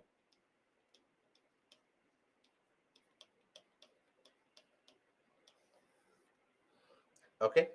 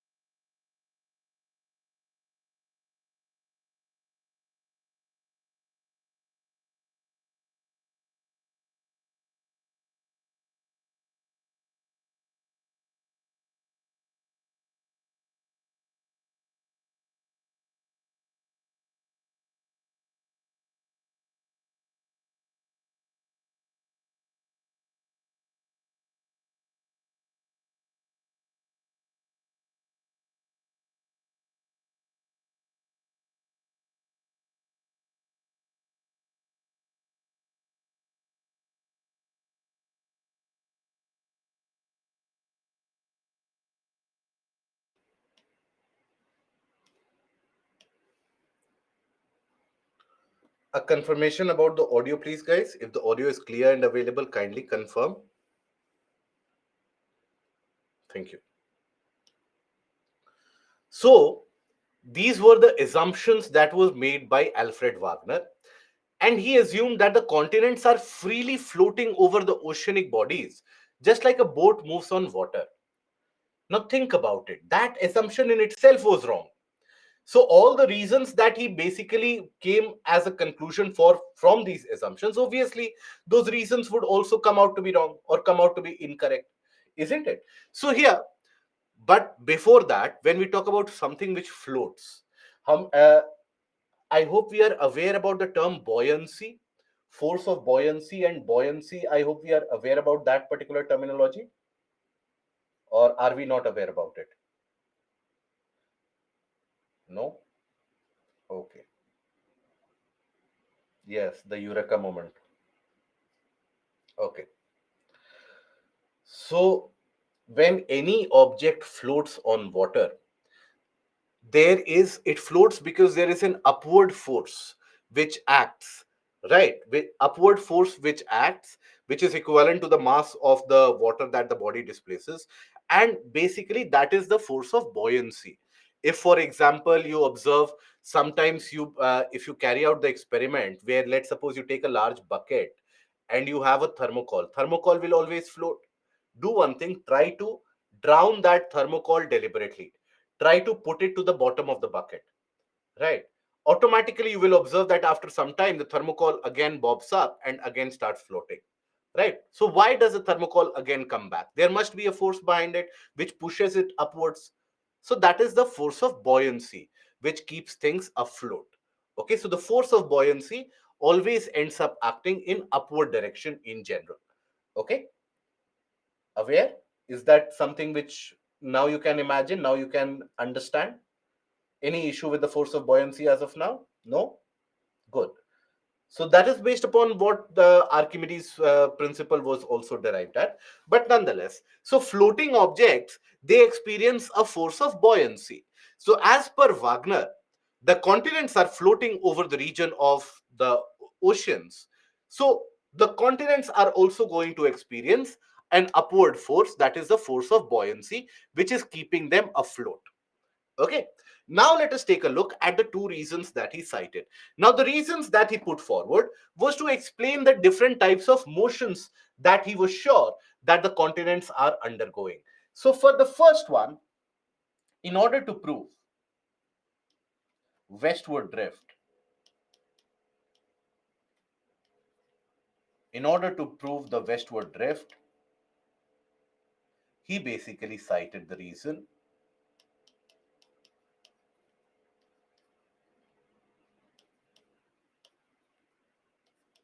gravitational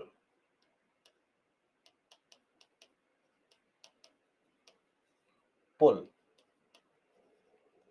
of sun and moon, more particularly moon, which was also what he referred to as the tidal force. Okay, so let us first of all understand what this tidal force is and how is it that with the help of it, Wagner could suggest that the continents are moving westward. Let us understand that. So basically, for that, simple, you need the existence of or the depiction of the planet here. Let's suppose the sun or the moon here, first of all, and let's suppose the sun.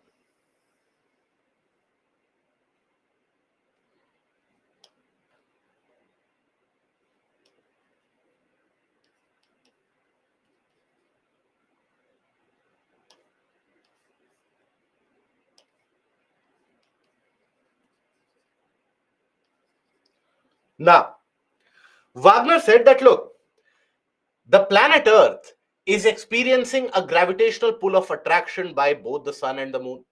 And the planet Earth is continuously rotating on its axis from west to east.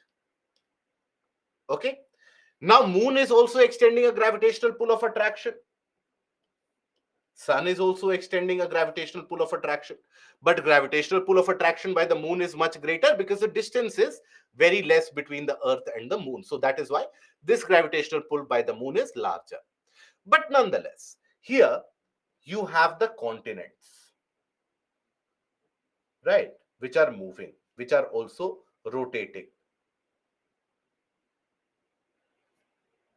Now, these continents, they are also floating over the ocean. That is the assumption that he made.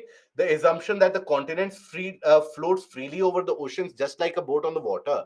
So basically, that was the assumption that he made, that they are freely floating over the region of the ocean.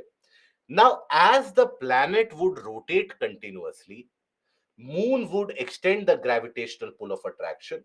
While that gravitational pull of attraction could not stop the planet or could not pull the planet Earth in itself, that gravitational pull, as per Wagner, was strong enough to hold the continents in their own place as the planet rotates underneath them. So think about it. Suppose these are the continents. So as the planet rotates, the continents are held by the moon, whereas the planet continues to rotate. So what will be the resultant of it, or what will be the impact of it, if you have to imagine it further in a simplified form? So I would suggest to you, think about it. Let's suppose you have this particular sheet, or on that sheet you have particular elements or a structure which is present on that sheet. Let's assume you have a structure which is present on that sheet.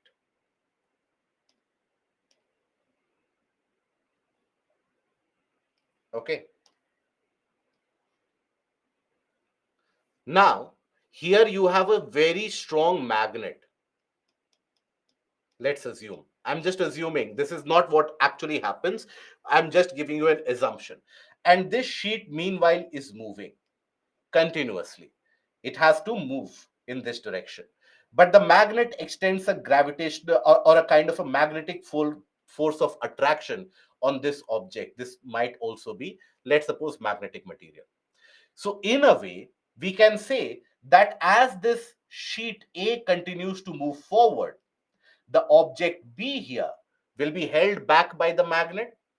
It might be possible that because the magnetic force of attraction is so very great, some particular portion here might break, and as the remaining portion of the sheet of A comes forward here, along with the object, some portion of it might be left behind, right? Because it is held by the magnetic force of attraction. Something very similar, but rather than magnetic field, here he was talking about the gravitational field of attraction.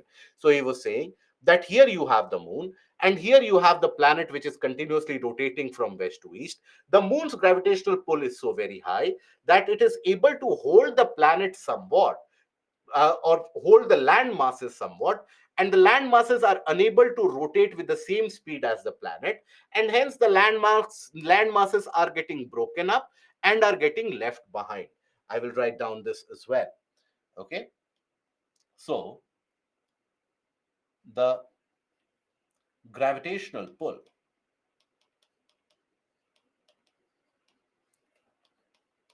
by the moon would be would hold the land masses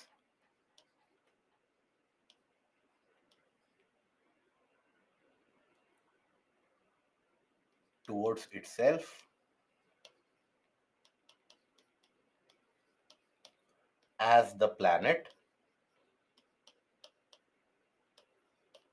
continued to rotate underneath.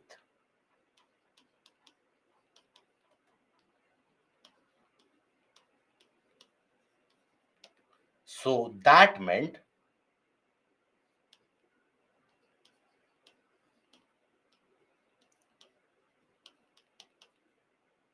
the continents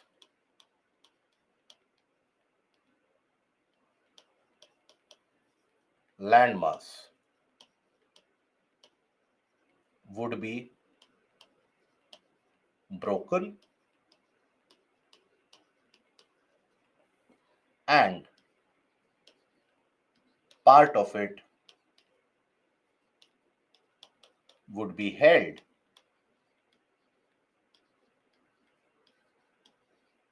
by the tidal force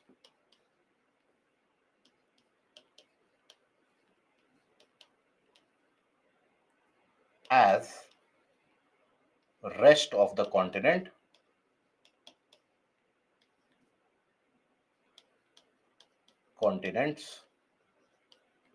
rotate along with the planet.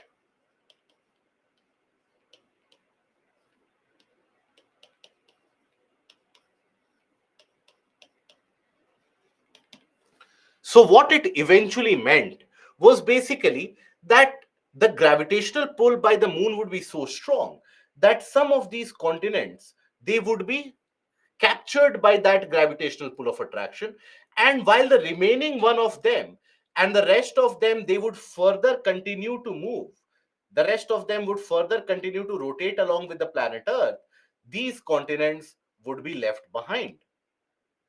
These would be left behind. That would lead to the breaking of the land mass. So these would be held by the gravitational pull, and the rest of them would continue to rotate along with the planet Earth.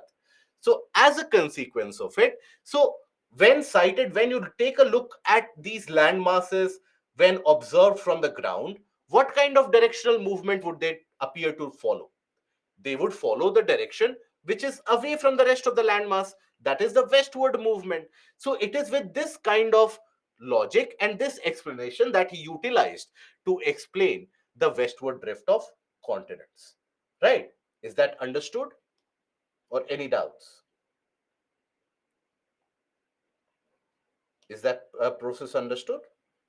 Good. So basically, that is what he said about the westward drift.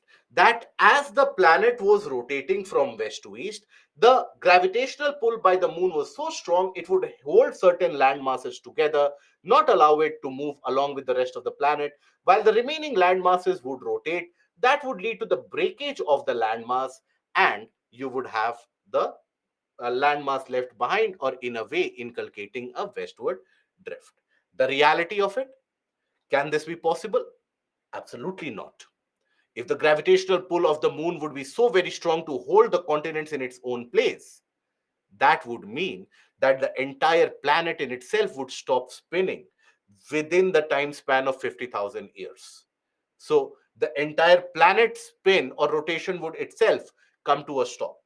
So obviously, the gravitational pull by the moon is nowhere that strong. So reality,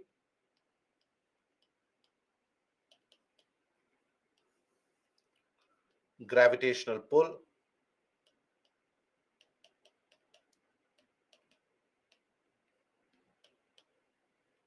is not so strong.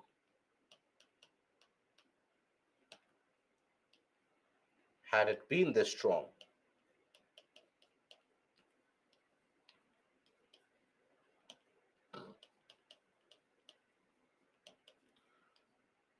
planet's rotation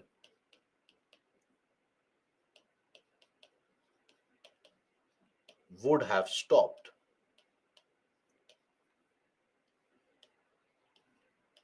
come to a stop.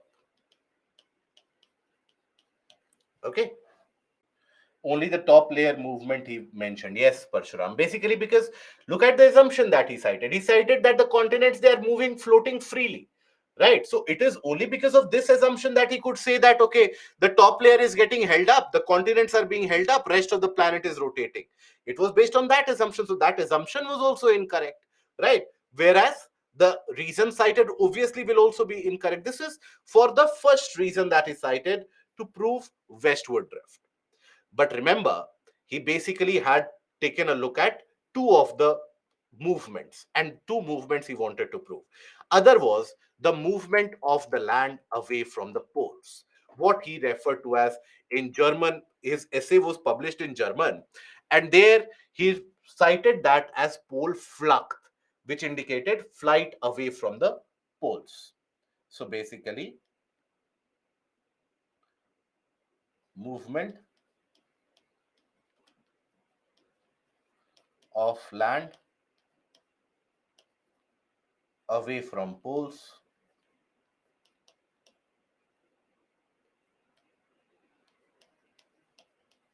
or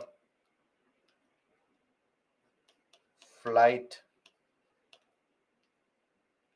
away from poles or what he cited as Polflucht in German.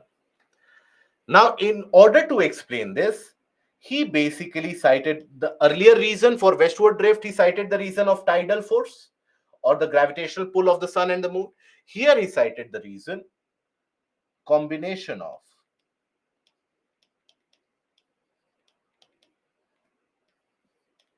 force of buoyancy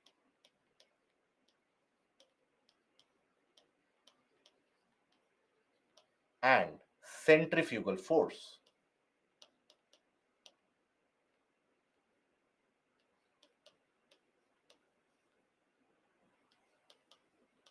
acting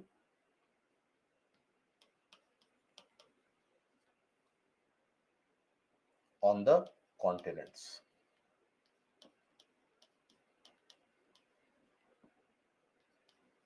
So, what did he mean by this? First of all, what do we mean by centrifugal force?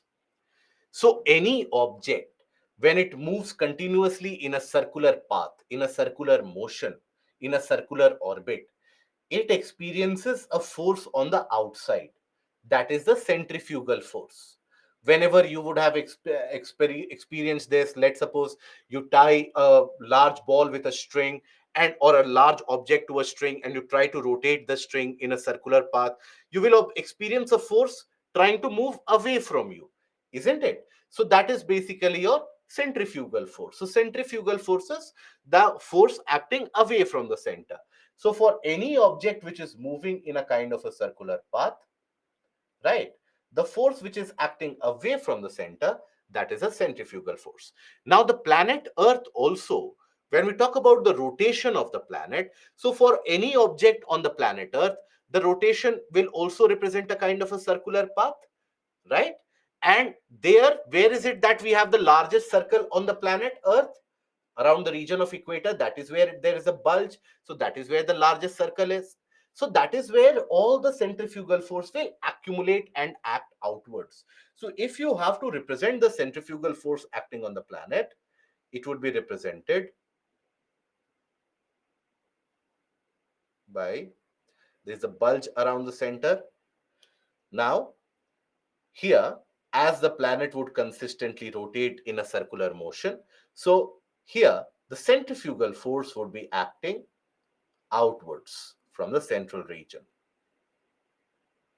This would be your centrifugal force.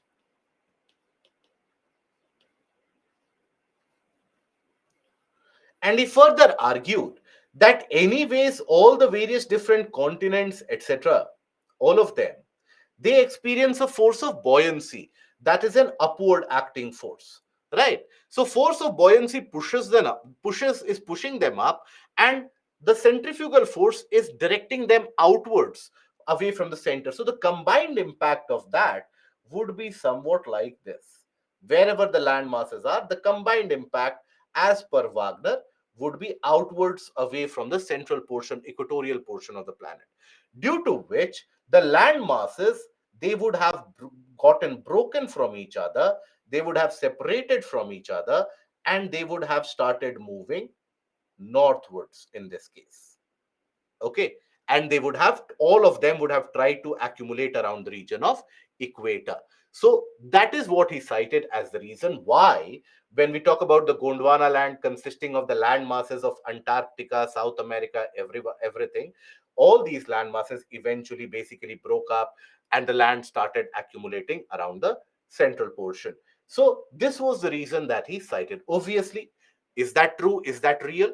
Obviously not, because the continents, they don't experience the force of buoyancy. So force of buoyancy on the continents, that in itself is a fallacy. So obviously this reason was also rejected. So the reality, so basically combined forces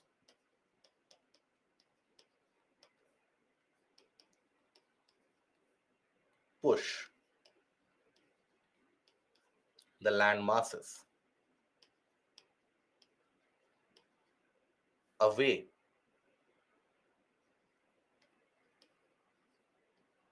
from the polar areas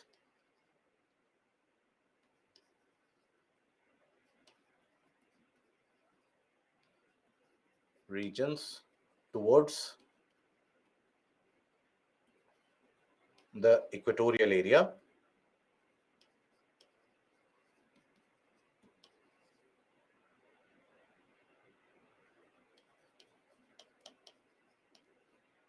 region, leading to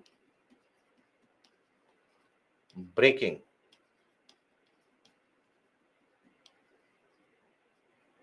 of Gondwana land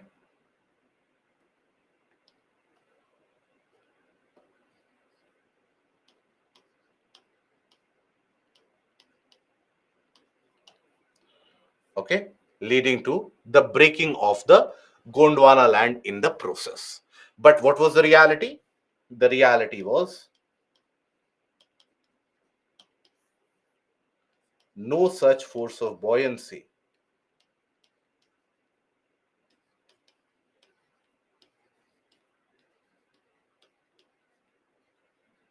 acts on the continents. So continents do not experience any of such force of buoyancy exerted or exhibited whatsoever. So that is the actual reality. So that means the assumption and both the reasons cited by Wagner, they were incorrect, right? They could not prove why the continents broke away and why the continents are moving away and with respect to each other. So that means while the evidences that he indicated were to the point, they were correct, but the reasons that he cited to support his theory, those reasons were incorrect. Now, obviously, initially he had published the entire finding in the form of a long essay that was published in German way back in 1912. And during the wartime, obvious after that, immediately you had the condition of the Second World War or the First World War also. So that was a major impact. That was a major issue. So during that period of time or during that duration, this could not be carried on further. The studies could not be carried on further significantly. So the translation of that essay was available to the rest of the world almost a decade later in the early 1920s. And when they came across the translation, all of them, they ridiculed Wagner. They made fun of Wagner, and he was basically ridiculed across the entirety of the geographical community and the geological community. Basically, where the entire geological community and the geographers, they got themselves divided into drifters and non-drifters. Drifters as in the ones who would support the continental drift and the ones who would not support the continental drift. Few of them even found out FB Taylor. Here they found him out, they brought him out, and basically FB Taylor issued a statement that, look, I talked about the drift, but I did not talk about such kind of drift that postulated by Wagner. That is completely ridiculous. And the entire world basically ridiculed his finding. But one thing that you have to realize, it is that imagination that the continents indeed are moving, that thinking that the present day land masses that we are living in, nobody had thought about it before, that those land masses themselves, they are changing their position. They have come to a new position from an earlier older region. That in itself should always be lauded.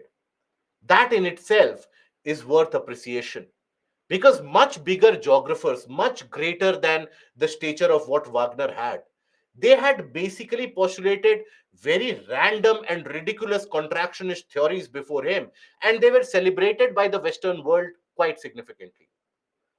But when Wagner put forward his theory, it challenged many of them. Many of them, they came up with very ridiculous kind of solutions in order to prove his evidence is wrong. They said that, look, the reptile Mesosaurus that you are talking about, it could have basically moved from South America to Africa, because there might have been an ancient land bridge which would have existed between South America and Africa. And from there, they would have moved between these areas. That is absolutely ridiculous. Because if there would have been such a land bridge of thousands of kilometers long, where has it gone? So people were, especially in America, that is where the criticism mounted was very high. And also, criticism was being mounted on him because Germany, being one of those particular nations, and Germans were blamed after the First World War. So there also there was a lot of ridiculing action which was done. Wagner, by that point of time, had carried on his and continued his study of climate change and the changing climate around the planet. And it was during one of his journeys towards Greenland in his ship that he perished, that he died. When he died, till that point of time, he died being one of those defamed climatologists, one of those defamed geographers. He did not get his due credit at all. It was only later on, when the scientific findings could basically piece the evidence which could indicate that yes, the continents are indeed moving. The drift indicated by Alfred Wagner was correct, even though the reasons were incorrect, but the drift was correct. Right? So, all the later theories, even plate tectonic, that gets its credit or that gets its genesis from the basic of continental drift. And that imagination, for the first time in the world, if it was planted by anyone, it was basically Alfred Wagner. So that is where Alfred Wagner has been given credit much later on after he passed away. And in fact, it took almost 3 to 4 to 5 decades to prove the findings that he had found and the evidences that he had found to prove that they were indeed correct.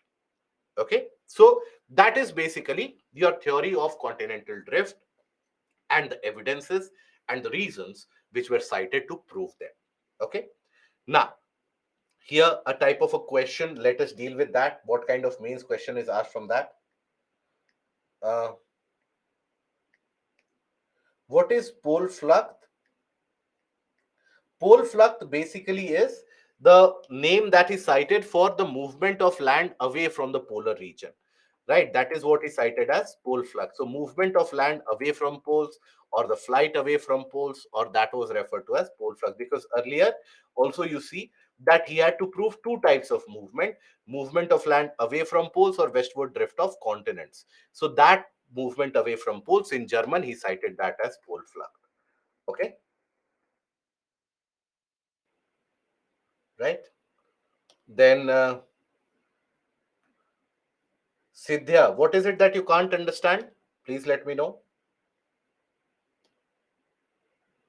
Any doubts that you have in understanding the theory of continental drift? I would suggest to you that rather than pasting your doubts in the separate doubt section, especially for this weekend class, you can put it in the normal chat section also. Okay. So, Sidhya, is that understood, or is there any doubt which still prevails? Please let me know. Okay, do you want me, guys, do you want me to activate the live call feature? Please let me know about that also. I will be activating the live call feature also. Okay, do let me know.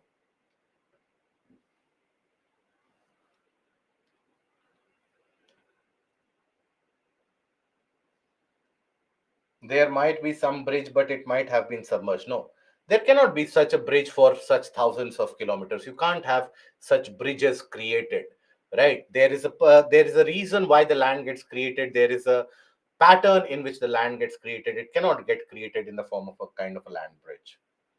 Okay. So now we come to the kind of question which is frequented from this particular area. That is, what do you understand by the theory of continental drift? Discuss the prominent evidences in its support. Now, this was a 10 marker or a 150 word.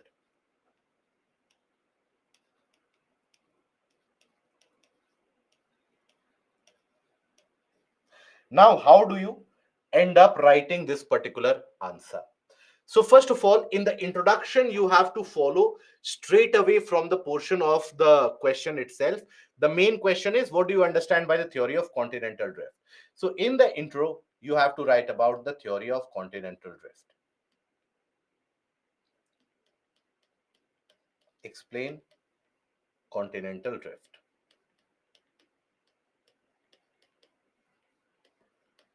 So here you can basically talk about the fact that continental drift theory postulated by Alfred Wagner talks about the existence of one large supercontinent Pangaea surrounded by the water body Panthalassa getting divided into two subparts, that is Laurasia, and eventually leading to the present, and the drifting of the continents eventually leading to the present shape of the continents and oceans. That brief will be your introduction. Now, after that, after you have talked about what do you mean by the continental drift theory, then in the body part, you talk about the fact that the theory was based on certain sets of evidences that Wagner had accumulated from all around. Those evidences can be classified into various types. So, evidences,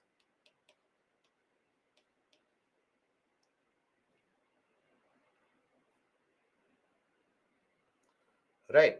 So, evidences which basically supported that. So, there you can have the jigsaw fit as one of the evidence, then the other geological evidences that you have,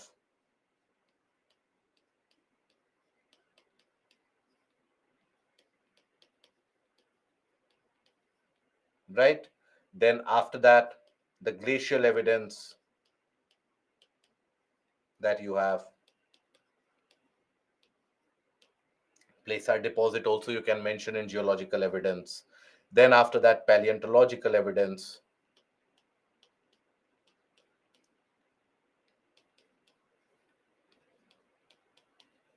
Okay, explain this, put a rough image wherever possible. For example, for jigsaw fit, you can put a rough image there, and eventually for each of them write 2 to 3 sentences along with the regions where they are found, exemplify it. That will be sufficient. Now then, at the end of the body you can write that it is based on these sets of evidences that Wagner came upon a conclusion that the continents indeed at one point of time in the history would have been one landmass, and they would have been subdivided and broken and then moved away with respect to each other, forming the present shape of the continents and oceans. In the conclusion here, you have to try to conclude it with a positive aspect, in a positive connotation if you can.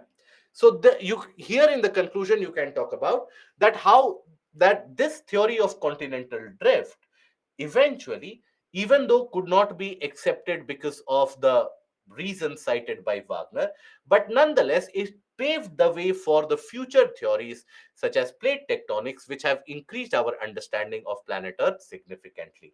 So you are basically putting continental drift theory in the positive light there also. So the theory,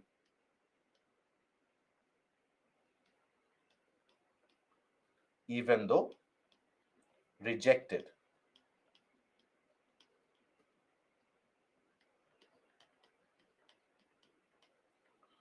paved the way for future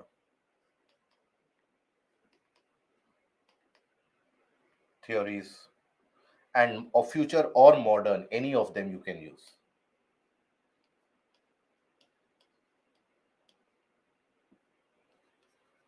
Theories like plate tectonics,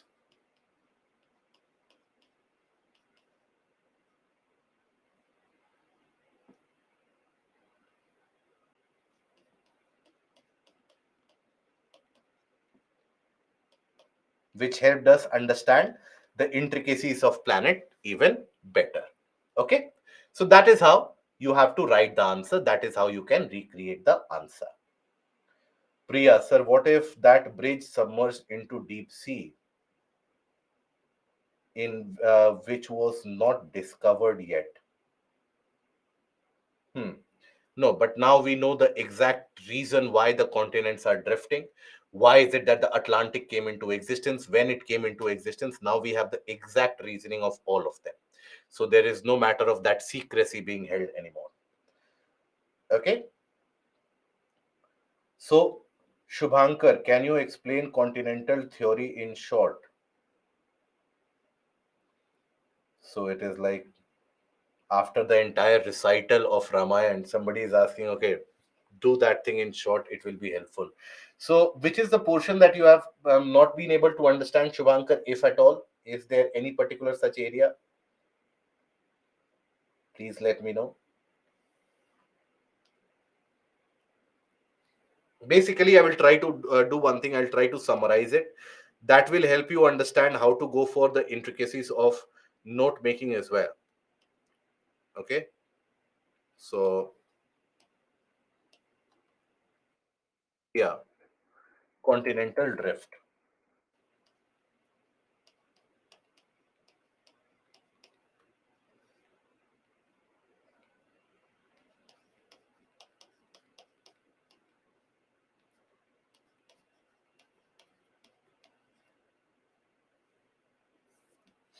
Now, here, basically, evidences. What was, first of all, before everything, what was the theory?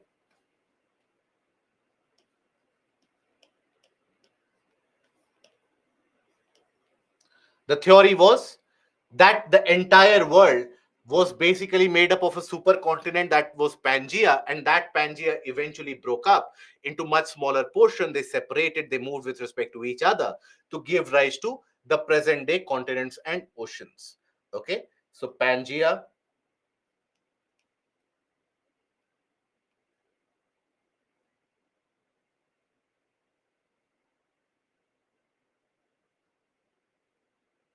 or simply you can write Pangea broke into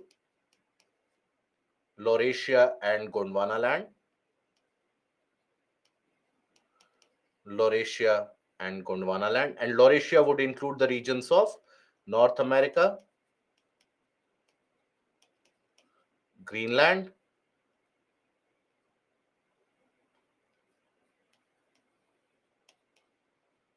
Europe, or the entire region of Eurasia, and Gondwana land.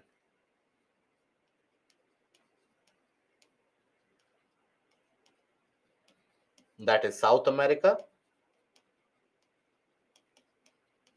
Africa, India, Australia, Antarctica, Madagascar, all of them. They further land further broke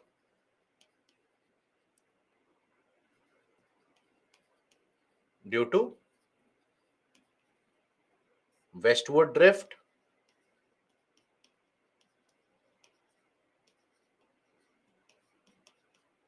and movement away from poles.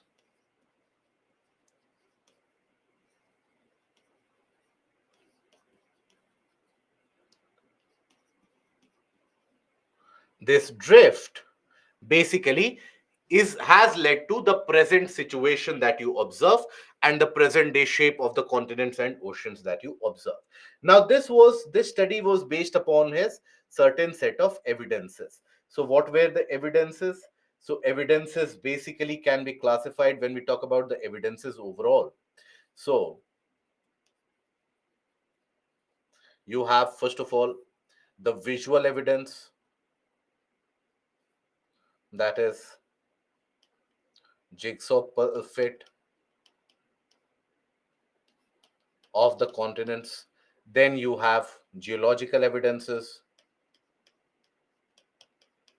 that is basically the rock structure having a similar origin, placer deposits, then glacial evidence, striations and glacial till, and glacial till. Then after that, you have paleontological or fossil based evidences,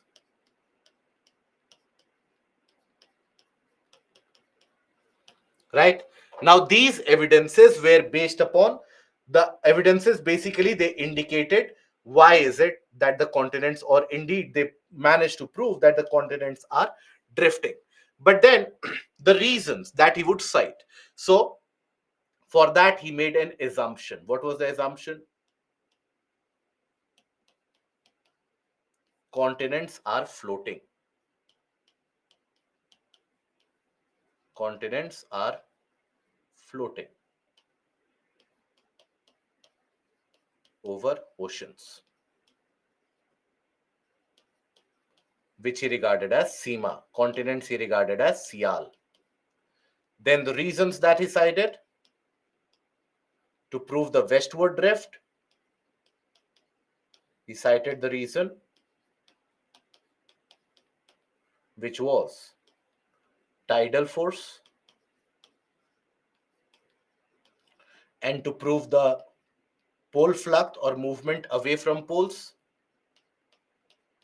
he cited force of buoyancy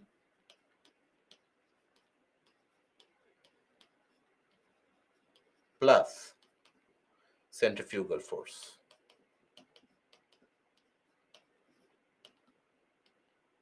Okay, so that is what he cited, or these were the reasons, the evidences, everything associated with the theory of continental drift. Is that understood, Shubhankar, or is there a doubt which still prevails? Anuranjan, if questions talk about the piece of lithosphere movement, can we go with continental drift? No. If just movement is being talked about, then now plate tectonic, or if a random question directly is asked, you have to talk about plate tectonics. Unless and until a specific question is asked about continental drift, you don't have to go here. Can we further add in conclusion, after some decade, this is CDT remind us as the first step towards the tectonic plate theory. After some decade, this is CDT remind us as the first step. You can, you can do that. Geological evidence is proof of jigsaw fit. Parshuram, no. Geological means what? Something which indicates the something which has to do with the rocks, the variety of the rocks, the characteristic of the rocks. So the geological evidence basically means that you have the various different rock types having the same source of origin, having the same point of origin. So they indicate that at one point of time these would have been together. What is jigsaw fit? Okay, I think that we are finding some difficulty in understanding the jigsaw. So anyone who doesn't understand what is the meaning of jigsaw puzzle, or all of us understand that? Any of us who don't understand what is jigsaw puzzle? No? So jigsaw puzzles basically, okay, fair enough. So jigsaw puzzles basically the something that you have in your childhood days, where you have the small puzzle pieces of all the various types, you put them together and you are able to have a larger picture of a scenery or a scenic beauty or some kind of a puzzle. So the continents also, they appear to have a jigsaw fit, they fit against each other, all of that representing that they would have been a part of the larger landmass. That is what jigsaw fit represents. um, what Wagner mean about continents? Was it a piece of land or piece of lithosphere? Wagner did not refer it in the sense of lithosphere. He just referred to it as the topmost portion of the crust that he referred to as Sial. Okay, he did not mention the entirety of lithosphere because lithosphere consists of portion of upper mantle as well. Wagner was only restricted to the portion of the crust when he talked about continents. Okay, and Srimant, Asia and Europe are not separate, so why are they different continents? Then, in that by that logic, North America and South America, they are also not separate. By that logic, I hope you are aware that Asia and Africa are also joined by landmass. Are you aware of about that, Srimant? That North America, South America are joined by landmass. Asia is also joined by Africa with landmass. So Asia, Europe, Africa, all are joined by a landmass. So why do we regard them as continents then, separate continents? Do you have an answer for that? Please let me know while I tackle the next question.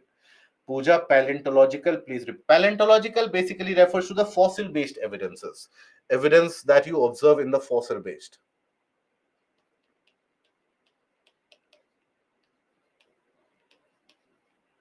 evidence of Mesosaurus, Listosaurus, all of these. Sinognathus.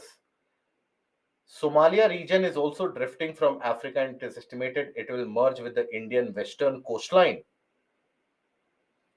in million years. See, while African continent is going to break into two parts, but then it is not going to merge with the Indian subcontinent. No, you will have the region of Tanzania, eastern part of Africa, which is breaking away, but it is not going to merge with the region of India.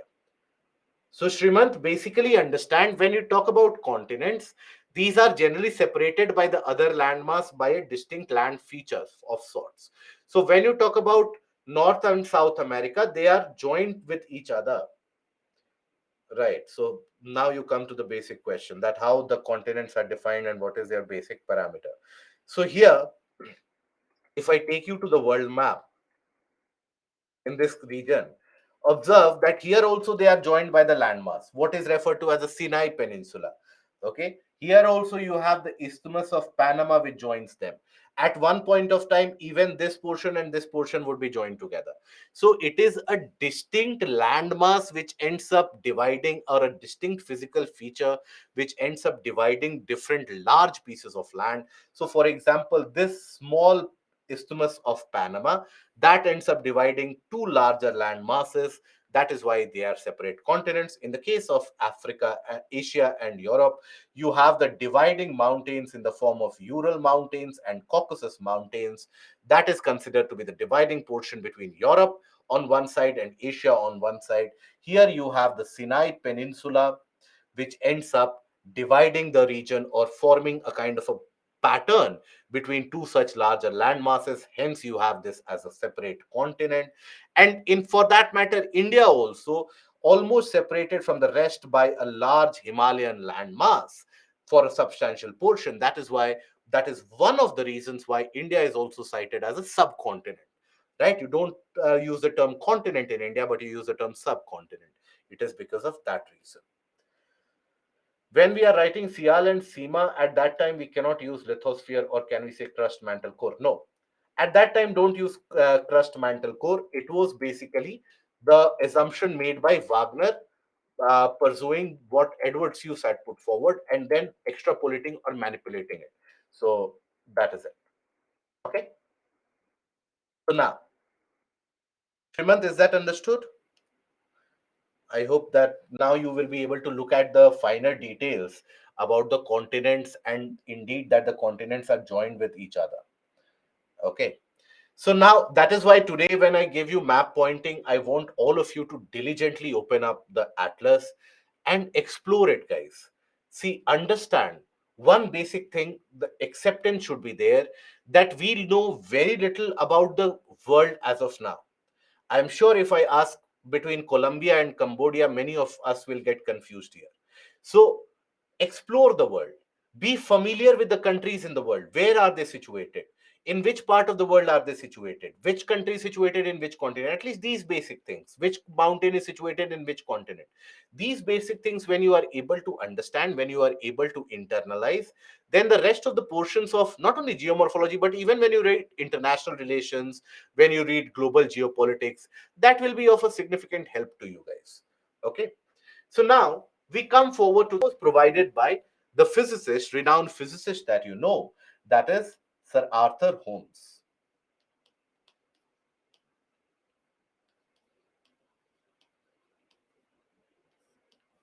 Now, Arthur Holmes, who was a physicist, he basically, first of all, talked about he had major contributions in the field of geography as well.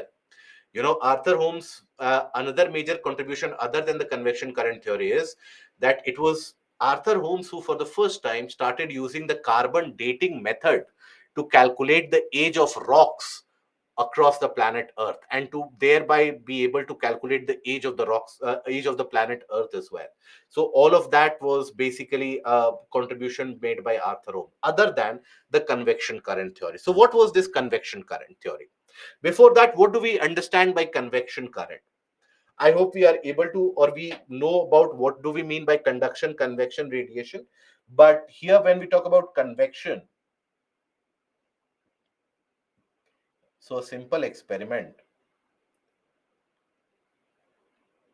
Let's suppose you keep a jar of water, utensil filled with water. You put it on a burner. All of you would have warmed water at some point of time or your life in your life or the other, right? In case you are one of those spoiled brats who has never done this, who has never required to warm water or boil water on your own, it is high time in your life that you should do it. But when you do this, you would have observed something. When you start boiling water, it is not the case that immediately the bubbles will start appearing on the surface. Initially, the bubbles basically will start appearing on the base of it. Small bubbles appear on the base of the utensil. All of you would have observed. Slowly and steadily, these bubbles they rise up. The bubbles represent what? That water has gotten so heated up, it gets converted into water vapor. That means this particular portion of water has gotten heated up. And then this will rise up. This heated water tends to rise up. As it tends to rise up, there is a vacancy created in the region from where they have risen up. Right, from the lower portion. Obviously, as the water is rising up, there's a kind of a vacancy. So the cooler water from the surrounding areas, the cooler water, it replaces them. So after some time, that cooler water will also get heated up. That will also start rising up. And then furthermore, other water, the comparatively cooler one will sink. So there's a continuous transfer of heat which takes place by the movement of the particles in the form of a convection current. So convection current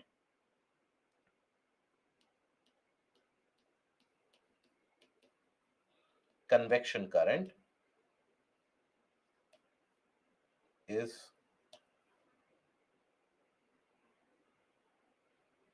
or leads to transfer of heat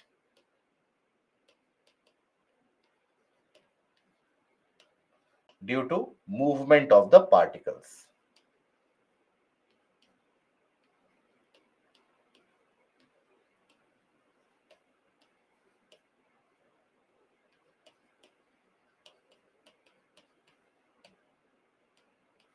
Okay, that is basically convection current. So it is a kind of a transfer of heat from interior to exterior. Now, when we were studying about the interior of the planet Earth, and the formation of planet Earth, we also studied about the fact that lot of the heat in the interior has been trapped ever since the time of formation of the planet in what we regard as the residual heat. That residual heat is trapped in the interior. That residual heat is basically trapped in the inside of the planet, right? So that residual heat keeps on getting released. Now, what Arthur Holmes said that in the region of the mantle, in the lower portions, and in the greater depths of the planet Earth, we do have the presence of radioactive elements. And these radioactive materials, they produce that heat, and that heat travels through the region of the mantle. Okay. So he basically said that, let's suppose this is the crustal layer. He said that at a greater depth of the mantle,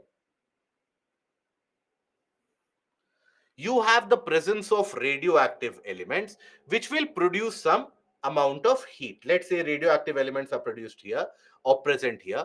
They will produce heat due to the thermonuclear reaction, and that heat will be transmitted into the region of the mantle just like a convection current, where mantle, despite being solid, basically due to that excess heat, the materials will start melting here. And when the materials they start melting, they will start rising up because molten materials are lighter, isn't it? So when they start rising up, the comparatively colder materials from sides, they will replace them, right? So that is a kind of a convection current which exists in the mantle due to presence of the radioactive materials in the mantle. That is what Arthur Holmes basically said. So heat is generated in the mantle. Heat is generated in the mantle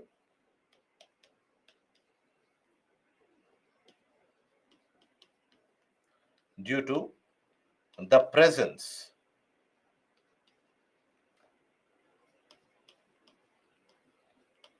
of radioactive materials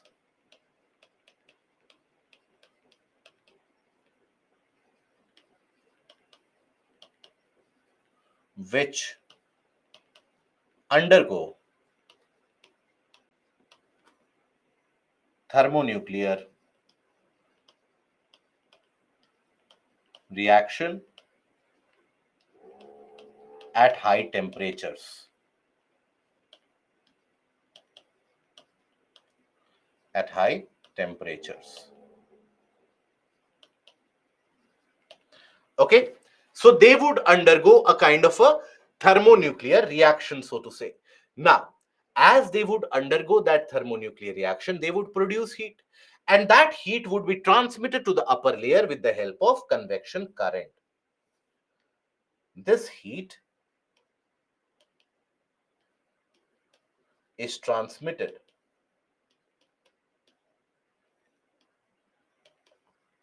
above with the help of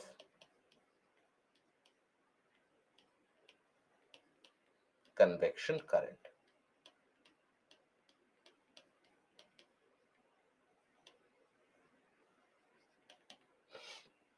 Okay, so he talked about how that heat in the region of the mantle gets circulated. And furthermore, he basically also said that look, as this convection current gets into existence, there can be certain impact on the planet's surface. He did not further go into the impact of how it would lead to drift in certain cases, if it can, what will be the impact on the movement of the continents, etc. He did not go into that detail. After all, he was not a geographer per se. But basically, he said that look, there, when we talk about the convection current, so the convection current, if you break it down, if you simplify it, convection current can also be thought about like this. So he said that wherever you have the vertical movement of the convection current, that can lead to either the rising of the crust because there is heat which is continuously being supplied, so the crustal portion can rise up, right? There can be an upliftment of the land because of the heat, or the crust can break and lead to volcanic eruption. So in the convection current, upward portion of the heat column, upliftment of the crust,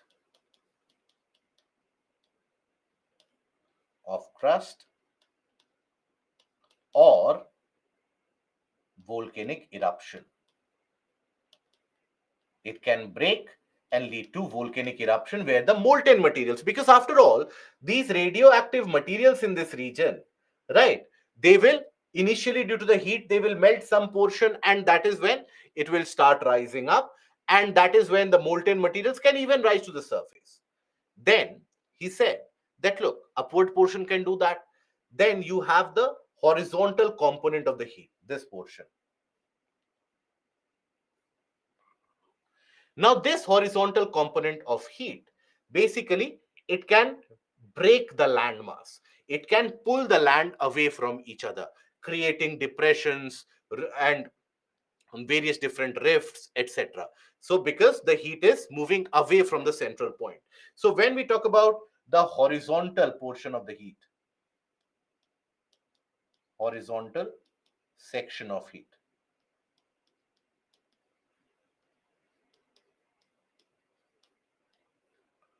can lead to pulling of landmass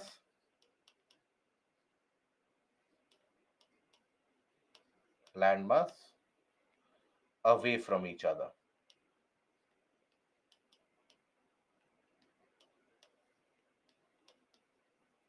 He also said that look, this heat has also got a downward section where it goes down. right? The colder materials, they are sinking down. So it can also pull the land down in these areas. It can also subtend a movement downward. So that can also be initiated. That can also happen. So these were the basic conclusions or the basic postulations that Arthur Holmes suggested for his convection current theory, where he said that inside the planet's structure in the interior, particularly in the region of the mantle, you will have the presence of a convection current, and that convection current is supplied because of the presence of radioactive materials at a greater depth. He did not specify at what depth. He simply said that at a greater depth you have the presence of radioactive materials, and at depth, because the temperature is also high, there will be a thermonuclear reaction induced, and that thermonuclear reaction will bring significant amount of changes and heating. Portion of the mantle will start melting. As it melts, it will melt the upper portion as well, and the molten portions will rise up, and you will observe the existence of a kind of a convection current. And that convection current can bring changes across the land, where, let's suppose, in a region where the heat is getting supplied from bottom, the crust can be forced to get uplifted, or the crust can even break and rupture into a volcanic eruption. Similarly, when you have a horizontal movement of heat, so that basically can pull the land away from each other, lead to breakage of the land, creation of depression rift valleys. Also, when you have the downward component of the convection current, that virtually can pull the landmass down with respect to each other. Okay, so that is basically what he postulated as the convection current theory. Priya, so one last question. When we are writing regarding any origin of continents, can we use F.B. Taylor as the first one who gave the statement regarding the continents? No, not in conclusion. See, if you have a 250 word answer which is required to be written about what this continental drift theory is and the reasons, etc. So, very briefly, you can mention that the idea of continental drift, or the idea of drift, first of all introduced by F.B. Taylor, later on was concretized into a complete theory by Alfred Wagner in his theory of continental drift, whereby he said Pangaea, Gondwana land, etc. That is what you can postulate. Okay. Uh, and one more question that you have: when the higher heat generated and rise up, then why not the nearby cooler material cools it down? Because, see here, when you talk about the materials which get molten, so here there is a continuous supply of heat. So this material will stay molten, and then being in contact with this molten material, this material will also melt. All this will becoming liquid. Being liquid will try to rise up because liquid is lighter. So nearby materials, if they would have been very, very cold in comparison, fair enough, cooling down would have happened. But it is not as if it is drastically cold. So that is why it is replaced by the cooler substances from nearby. The solid substances replace them. Is that understood? Can we say that the convection current theory is proof for the evidence of one of the proof or evidence of Wagner? Yes. Parshuram, yes, we can say that. Is horizontal heat pushing? No, it is a kind of a tensional force, Ganesh. They are pulling away from each other. That is the horizontal. So here also you have the horizontal one, right? So they are the pulling factors. Okay, right? I hope that is sufficient. So end time of class is 8 p.m. Can this is this can be done in underneath the oceans also? Absolutely yes. We'll study about the seafloor spreading next, and then we will make ourselves familiar with that. Then can this heat keep on generating? Yes, because the radioactive materials, they are present in abundant amount, so they will keep on generating that heat, right? So this is a continuous process. Okay. So now, which book do we need to purchase for preparation? For GS basic NCRTs, my dear friend, available online free of cost. Basic NCRTs for 11th and 12th, for GS more than sufficient. Don't diversify into many books for GS. Okay, so that is where we take a break, and we take a lunch break, and we take a break up till 2:10. Okay, 2:10 p.m. is when we'll be back, and then we carry out. Okay, and then we will move ahead with that. So NCRT fundamental is helpful, yes. Right? So Vishal mail ID is I had provided yesterday also. So this is the mail ID.